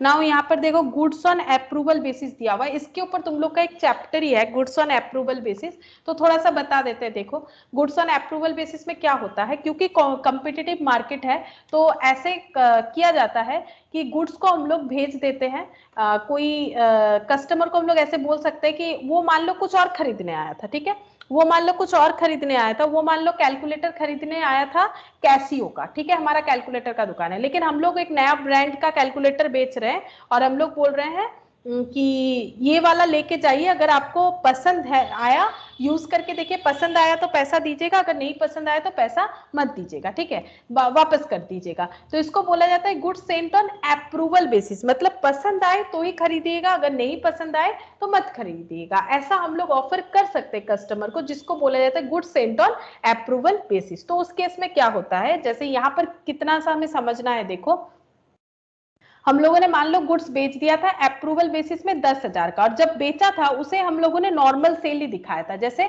डेटर टू सेल, ये तो क्रेडिट सेल का एंट्री है। लेकिन एक बात सोचो, ये 10,000 का जो हम लोगों ने प्रोडक्ट बेचा उसका कंफर्मेशन नहीं है, उन्होंने नहीं बोला कि ये खरीदेंगे, हम लोग अपने मन से उन्हें बोल रहे हैं कि लेके जाइए, देखिए अच्छा लगता है तो ले लीजिएगा, नहीं लगता है तो वापस कर दीजिएगा। लेकिन हम लोग इसको क्या कर रहे हैं, एक्चुअल सेल्स की तरह ही रिकॉर्ड कर रहे हैं। ठीक है, एक्चुअल सेल्स की तरह ही रिकॉर्ड कर रहे हैं। अब एक स्पेसिफाइड टाइम होता है, कोई अनलिमिटेड टाइम थोड़ी ना होगा, 5 साल बाद थोड़ी ना बताएंगे कि कैलकुलेटर लेना है कि नहीं लेना है। वैसे कैलकुलेटर बोला लेकिन प्राइस बहुत ज्यादा दिखा दिया, चलो यहाँ पर दिखाते हैं 500 रुपए। ठीक है, 500 रुपए। अब मान लो कुछ दिन बाद ये इंसिडेंट हुआ था, मान लो 1 मार्च को, ठीक है, 1 मार्च को हुआ था, और 31 मार्च आ गया जो कि ईयर एंड आ गया, मेरे अकाउंट्स का ईयर एंड आ गया, और मुझे क्या करना है, ईयर एंड में जो स्टॉक नहीं बिकता है वो मुझे क्लोजिंग स्टॉक दिखाना पड़ता है, ठीक है, ये तुम लोग कंसाइनमेंट में भी देख रहे हो, जो स्टॉक नहीं बिकता है उसको क्लोजिंग स्टॉक दिखाना पड़ेगा ताकि मेरा प्रॉफिट सही कैलकुलेट हो। अब मैंने बोला था उनको आप 2 महीने बाद बताइएगा, ठीक है, अभी 2 महीना आया नहीं है, अब उनसे पूछ भी तो नहीं सकते कि आपको पसंद आया नहीं आया, फिर वो बोलेंगे आपने तो बोला 2 महीना बाद, अभी 2 महीना कहाँ हुआ है, 1 ही तो महीना हुआ है, तो उनसे पूछ भी नहीं सकते। तो हमें ट्रीटमेंट क्या करना है, हम लोग तो सेल दिखा बैठे हैं, अगर सेल दिखा दिए हैं तो अगर हम लोग उसको सेल दिखाएंगे तो उसका प्रॉफिट भी तो बुक करना पड़ेगा, सेल दिखाए हैं तो उसका प्रॉफिट भी तो बुक करना पड़ेगा, बट वो तो सेल है ही नहीं, लेकिन हम लोग तो गड़बड़ कर चुके हैं, हम लोग उसको एक्चुअल सेल्स ट्रीट कर चुके हैं, तो इसको क्या करना पड़ेगा, पहले सेल्स को कैंसिल करो, तो क्या एंट्री होगा, सेल का reverse entry, sales to debtor, ये देखो इन्होंने कर रखा है सेल्स टू डेटर, डेटर की जगह ट्रेड रिसीवेबल, एक ही बात है, तो हम लोग पहले सेल्स को कैंसिल कर देते हैं। तो मैंने एक कैलकुलेटर बेचा था, ऐसा रिकॉर्ड किया था, अब बोल रहे कि कैलकुलेटर नहीं बेचा, कैंसिल कर दिए, लेकिन वो कैलकुलेटर किसके पास है, कस्टमर के पास है, लेकिन कस्टमर खरीदा कि नहीं वो नहीं पता, तभी तो ये प्रॉब्लम हुआ, इसीलिए इसको कैंसिल कर दिए। तो वो मेरा क्या है, कंसाइनी के पास जब मेरा स्टॉक पड़ा हुआ है वो मेरा क्लोजिंग स्टॉक है, तो कस्टमर के पास जो मेरा स्टॉक पड़ा हुआ है वो मेरा कौन सा स्टॉक है, क्लोजिंग स्टॉक है, वो भी तो मेरा क्लोजिंग स्टॉक है, नहीं बिका तो क्या है, क्लोजिंग स्टॉक है, तो उसको हम क्या दिखाएंगे, स्टॉक दिखाएंगे, जैसे तुम लोग कंसाइनमेंट में लिखते हो ना, by stock lying in the hand of consignee, वैसे यहाँ पर लिखना पड़ेगा स्टॉक, यहाँ पर क्या एंट्री होगा, स्टॉक ऑन अप्रूवल में जो स्टॉक पड़ा हुआ है, स्टॉक ऑन अप्रूवल, अब मान लो stock on approval to trading, इसको हम लोग ट्रेडिंग में दिखाएंगे, जैसे वहां पर कंसाइनमेंट अकाउंट में दिखा रहे हैं, इसको हम लोग ट्रेडिंग में दिखाएंगे। तो तुम लोग अगर याद आ रहा है तो वो इन्वेंट्री को भी हम लोग ट्रेडिंग में ट्रांसफर करते हैं, जब इन्वेंट्रीज विद कंसाइनी दिखाते हैं अकाउंट तब हम लोग लिखते हैं ना बाय स्टॉक विद कंसाइनी, और यहाँ पर टू ट्रेडिंग बोल के दिखाते हैं, तो ट्रेडिंग में क्लोज करना पड़ता है, तो हम लोग ट्रेडिंग में क्लोज करेंगे क्योंकि ट्रेडिंग जो है वो स्टॉक का इंफॉर्मेशन बियर करता है, लेकिन हम लोग यहाँ पर कॉस्ट में दिखाएंगे, मैंने 500 में बेचा था लेकिन उस कैलकुलेटर का मेरा कॉस्ट पड़ा था 450, मैंने 450 में खरीदा, 50 रुपए प्रॉफिट लगा के बेच दिया, तो एक्चुअली मुझे जब रिकॉर्ड करना है क्लोजिंग स्टॉक को तो कितने में रिकॉर्ड करना चाहिए, 450 में या 500 में, हम अपना कैलकुलेटर का क्लोजिंग स्टॉक जो दिखाना चाहते हैं वो मुझे कितना में दिखाना चाहिए, 450 में या 500 में, ये बताओ। 450। 450, ठीक है, हम अपने दुकान में थोड़ी ना 500 रुपए का स्टॉक दिखाएंगे, प्रॉफिट लगा के थोड़ी ना अपना स्टॉक बताएंगे, मेरे पास 450 का कैलकुलेटर पड़ा हुआ है, जब सेल करेंगे तब उसका भाव 500 बताएंगे, उसमें 50 रुपए प्रॉफिट, तो इसको बोला जाता है सेल ऑन अप्रूवल बेसिस। अगर ऐसा होता है और ईयर एंड आ जाता है तो सेल को कैंसिल करो और जो स्टॉक कस्टमर के पास पड़ा हुआ है उसको क्लोजिंग स्टॉक ट्रीट कर दो, बस इतना ही सिस्टम है यहाँ पर, और कुछ नहीं।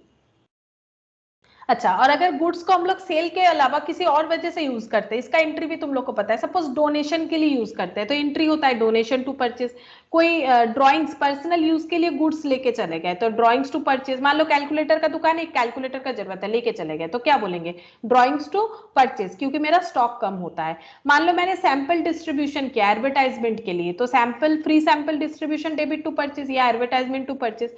मान लो मैंने यहाँ पर बोल रहा है क्या दिया है, देखो building used in business for construction of building of the or the machinery, हम लोग गुड्स को यूज कर रहे हैं कंस्ट्रक्शन के लिए, बिल्डिंग या मशीनरी में कंस्ट्रक्शन के लिए, तो क्या एंट्री होगा, अगर हमारी दुकान से हम लोग कोई भी स्टॉक यूज करते हैं उससे हमारा परचेस कम हो जाता है तो टू परचेस दिखाएंगे।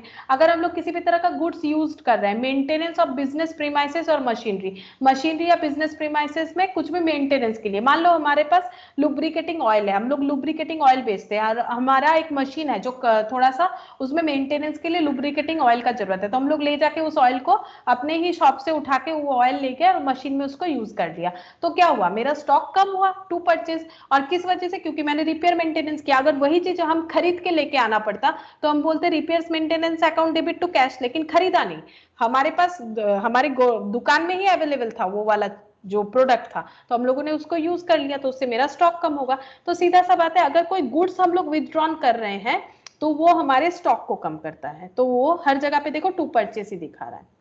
अच्छा, यहाँ कुछ कमीशन का कैलकुलेशन दिया है लेकिन इसको मैं रटना नहीं है, ये तो जब हम लोग क्वेश्चन करेंगे तो समझेंगे किस तरह से करना पड़ेगा।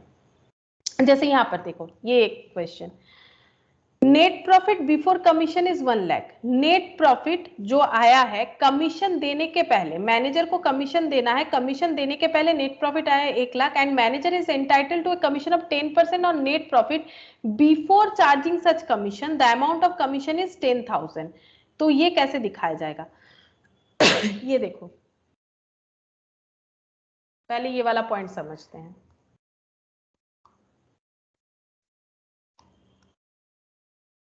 देखो क्या दिया हुआ है, नेट प्रॉफिट बिफोर कमीशन।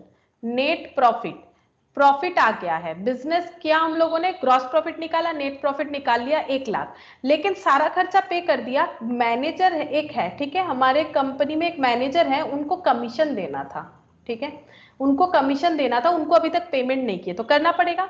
उनको कमीशन देने के पहले बता दिया था कैसे कमीशन देंगे, commission of 10% of net profit before charging such commission. Manager को कमीशन कैसे देना है? 10% on net profit before charging such commission, ठीक है। तो 10% नेट प्रॉफिट का 10% जितना होगा वही हमें कमीशन देना है, लेकिन उसके पहले कमीशन प्रॉफिट से नहीं देना चाहिए। तो हम लोगों ने कमीशन तो दिया नहीं है, क्योंकि ये जो प्रॉफिट है ये बता रहा है कमीशन देने के पहले का प्रॉफिट, क्योंकि सारा खर्चा तो पीएल में रिकॉर्ड होता है, उसके बाद नेट प्रॉफिट निकलता है। लेकिन हम लोगों ने सारा खर्चा दिखाया, सिर्फ कमीशन का खर्चा नहीं रिकॉर्ड किया, और कमीशन का खर्चा नहीं देने के बाद हमारे पास 1 लाख का प्रॉफिट है, ठीक है। अब हमें कैसे कमीशन देना है? बोला है 10% देना है, किस पे? नेट प्रॉफिट के पे। लेकिन वो प्रॉफिट कैसा होना चाहिए? बिफोर चार्जिंग सच कमीशन वाला प्रॉफिट होना चाहिए। क्या ये बिफोर चार्जिंग कमीशन वाला प्रॉफिट है? वो तो हमें क्वेश्चन ही बताएगा। नेट प्रॉफिट बिफोर कमीशन, क्या ये बिफोर चार्जिंग वाला कमीशन है कि नहीं, ये बताओ। वो तो क्वेश्चन पढ़ के समझना पड़ेगा। क्या ये बिफोर चार्जिंग वाला कमीशन है? नेट प्रॉफिट बिफोर कमीशन बता तो रहा है। लैंग्वेज देखो, यहाँ पर सिर्फ लैंग्वेज देख के समझना है। नेट प्रॉफिट बिफोर कमीशन है ना, कमीशन देने के पहले का ही प्रॉफिट है, कितना? 1 लाख, ठीक है। अब हम लोग कमीशन देंगे इससे, तो कमीशन दो, कितना देना पड़ेगा? 10%।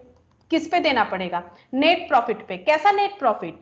जो कमीशन देने के पहले का है, तो ये कमीशन देने के पहले का है, तो कितना हो जाएगा? 1 लाख पे 10%, बोलो कितना हो जाएगा? 10,000, ठीक है। और अब अगर हम लोग कमीशन दे देते हैं इस प्रॉफिट से मैनेजर को, तो हमारे पास नेट प्रॉफिट कितना बचेगा? बोलो नेट प्रॉफिट कितना बचेगा? 1 लाख में से हम लोग 10,000 कमीशन दे दिए, कितना बचेगा? 90,000। ये देखो 90,000 नेट प्रॉफिट। अच्छा, और अगर ये इंफॉर्मेशन ट्रायल बैलेंस के बाहर रहता है तो हम लोग उसको, इसका मतलब हम लोगों ने पेमेंट नहीं किया है तो करना पड़ेगा, तो हम लोग उसको दिखाएंगे कमीशन पेबल बोल के, आउटस्टैंडिंग एक्सपेंस बोल के बैलेंस शीट में दिखाएंगे। अगर ये खर्चा अभी तक हम लोगों ने पे नहीं किया है तो उसको हम 2 जगह दिखाएंगे, एक तो पीएल में दिखाएंगे क्योंकि ये खर्चा है इस साल का, दिखाना ही पड़ेगा, और अगर पेमेंट नहीं किया है तो उसको बैलेंस शीट में भी लायबिलिटी दिखाएंगे, अगर पेमेंट कर दिया है तो नहीं दिखाना पड़ेगा। अच्छा, अगर क्वेश्चन में ये लिखा हुआ रहता 10% commission is payable on net profit after charging such commission, अगर ऐसा लिखा हुआ रहता 10% commission on net profit after charging such commission, तो कैलकुलेशन कैसे होता है ये समझो। बोल रहा है पूरा सेम कंडीशन है, ठीक है। हमारे पास नेट प्रॉफिट कितना है? 1 लाख। हमारे पास नेट प्रॉफिट है 1 lakh before charging commission. Commission देने के पहले प्रॉफिट इतना हुआ है, हमें कमीशन कैसे देना है? 10% देना है, किस पे? नेट प्रॉफिट पे। लेकिन कैसे नेट प्रॉफिट पे? नेट प्रॉफिट से कमीशन देने के बाद जो अमाउंट बचेगा उस पे 10% हमें कमीशन देना है। इस लाइन का मतलब ये होता है, एक बार शांति से पढ़ के देखो, 10% कमीशन ऑन नेट प्रॉफिट, ये तो यहां तक तो सिंपल सा बात था, कमीशन नेट प्रॉफिट के ऊपर 10% देना है। लेकिन ये पीछे क्या लिखा है देखो, आफ्टर चार्जिंग सच कमीशन, ये कमीशन देने के बाद जो नेट प्रॉफिट होगा उस पे हमें कमीशन देना है 10%। तो इसका कैलकुलेशन देखो, हम पहले लॉजिकली समझाते हैं फिर एक शॉर्टकट वे समझा देंगे। लेट कमीशन बी एक्स, हम लोग मान लेते हैं कि मैनेजर को X रुपीस का कमीशन देना है, ठीक है। तो प्रॉफिट कितना था? 1 लाख। 1 लाख में से कितना कमीशन देना पड़ेगा, x रुपीस। ये कमीशन देने के बाद बोल रहा है देखो 10% commission on net profit, net profit पे 10% कमीशन देना है, लेकिन नेट प्रॉफिट कैसा होना चाहिए, आफ्टर चार्जिंग सच कमीशन, ये कमीशन देने के बाद जो नेट प्रॉफिट बच रहा है इस पे 10% देना पड़ेगा, क्या, कमीशन। कमीशन कितना है, x। देखो समझ में आया कि नहीं, ये लाइन हमें क्या बोल रहा है, 10% कमीशन इज पेबल, 10% कमीशन देना है, 10% मैंने लिख रखा है, किस पे देना है, नेट प्रॉफिट पे। तो नेट प्रॉफिट तो 1 लाख था, तो 1 लाख पे 10% करने से ही हो जाता, लेकिन इसके पीछे लाइन देखो क्या बोल रहा है, आफ्टर चार्जिंग सच कमीशन, वो कमीशन चार्ज करने के बाद जो नेट प्रॉफिट आएगा उस पे 10% कमीशन देना है। तो ये मेरा क्या हो गया, ये नेट प्रॉफिट, ये क्या हो गया, ये कमीशन। तो नेट प्रॉफिट्स में से कमीशन चार्ज कर दिया, तो जितना नेट प्रॉफिट बचा उस पे हमें 10% देना है, क्या देना है, कमीशन देना है। तो ये मैंने लिखा। अब इसका कैलकुलेशन करो, 1 लाख इंटू 10% कितना होता है, 1 लाख इंटू 10% कितना होता है बताओ, 10,000, और 10% इंटू एक्स कितना होगा, 0.1x इक्वल टू एक्स।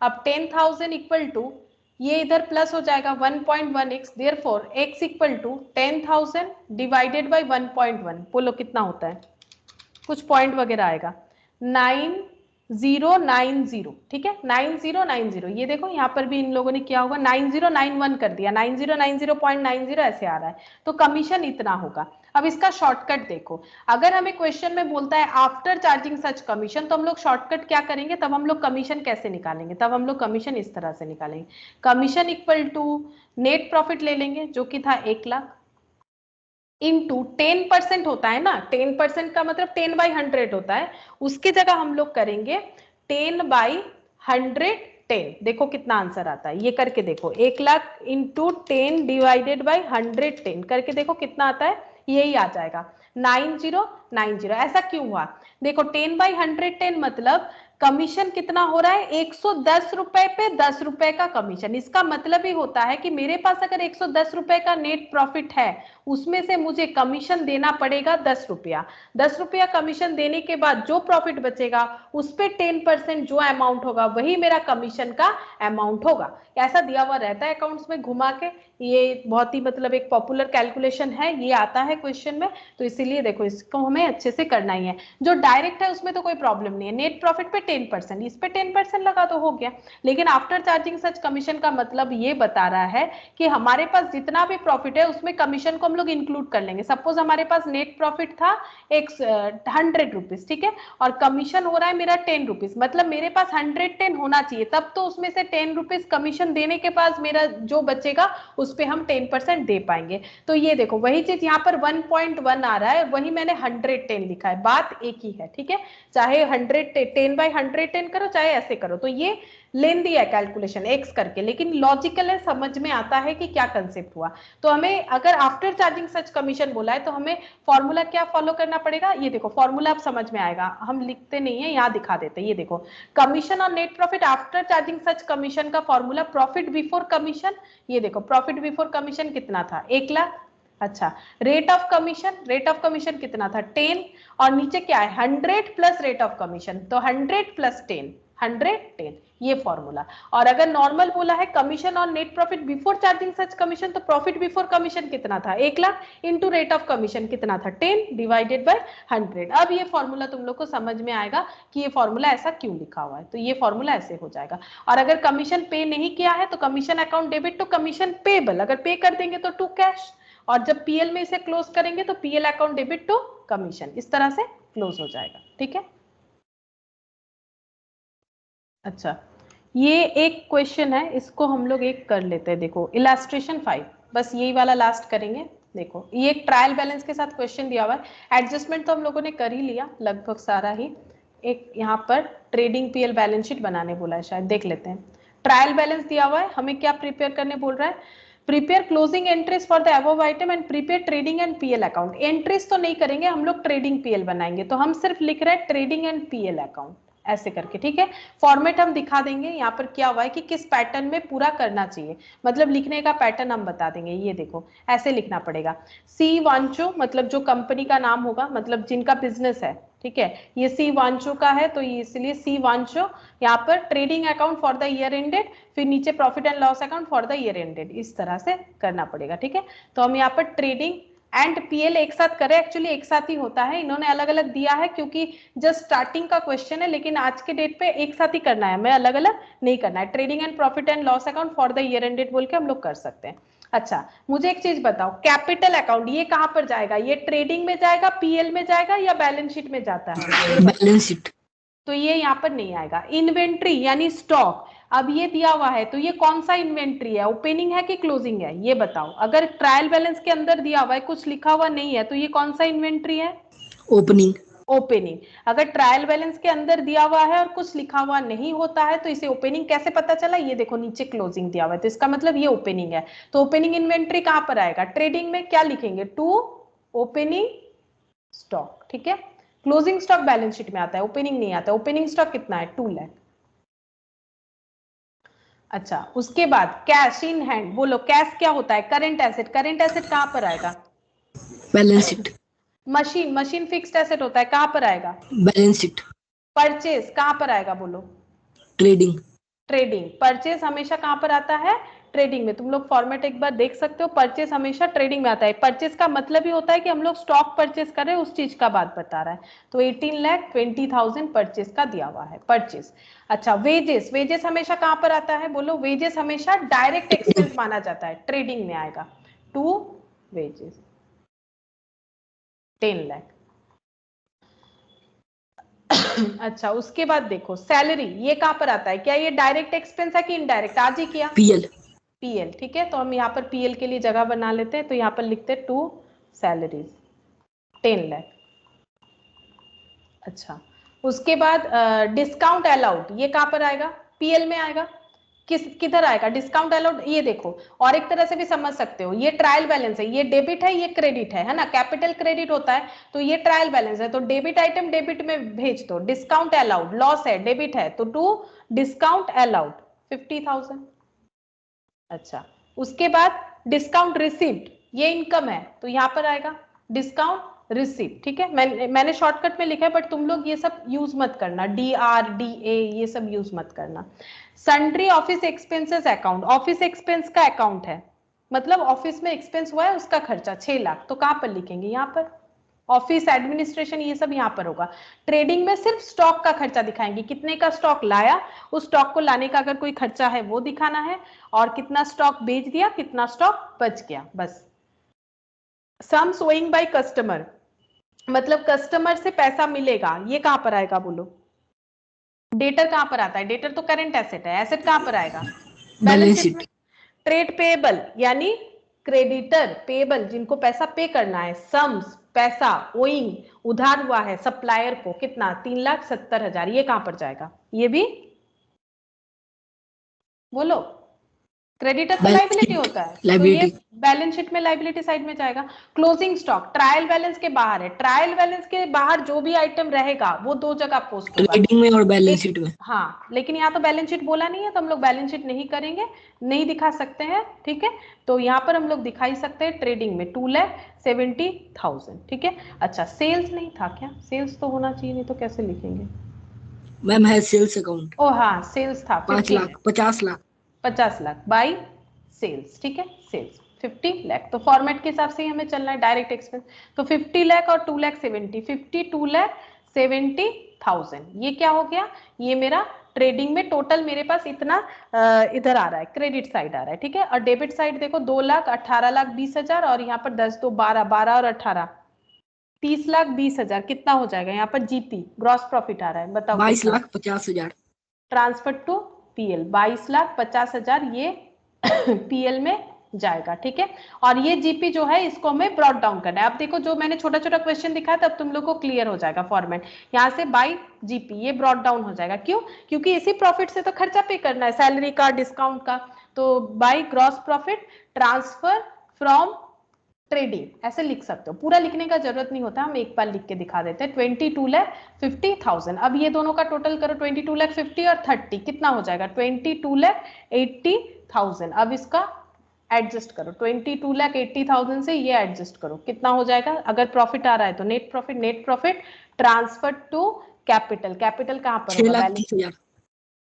6,30,000 ये हो गया हमारा प्रॉफिट। ठीक है, अब ये हमें बोला है इसका एंट्री, एंट्री क्लोजिंग एंट्री, क्या एंट्री बोला था चेक करो, बोला है कि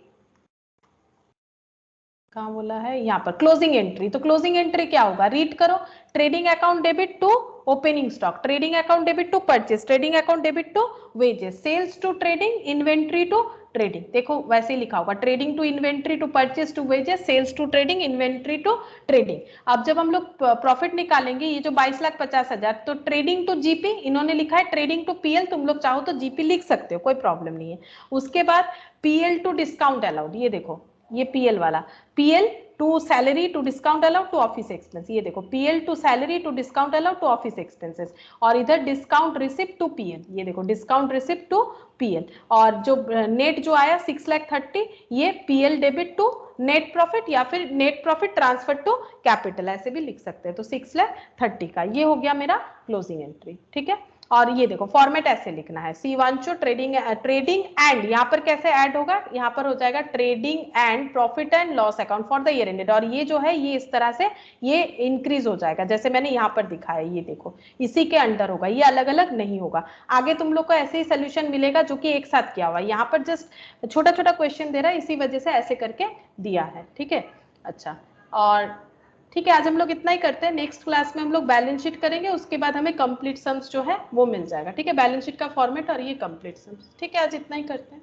पहले इतना कर लो तुम।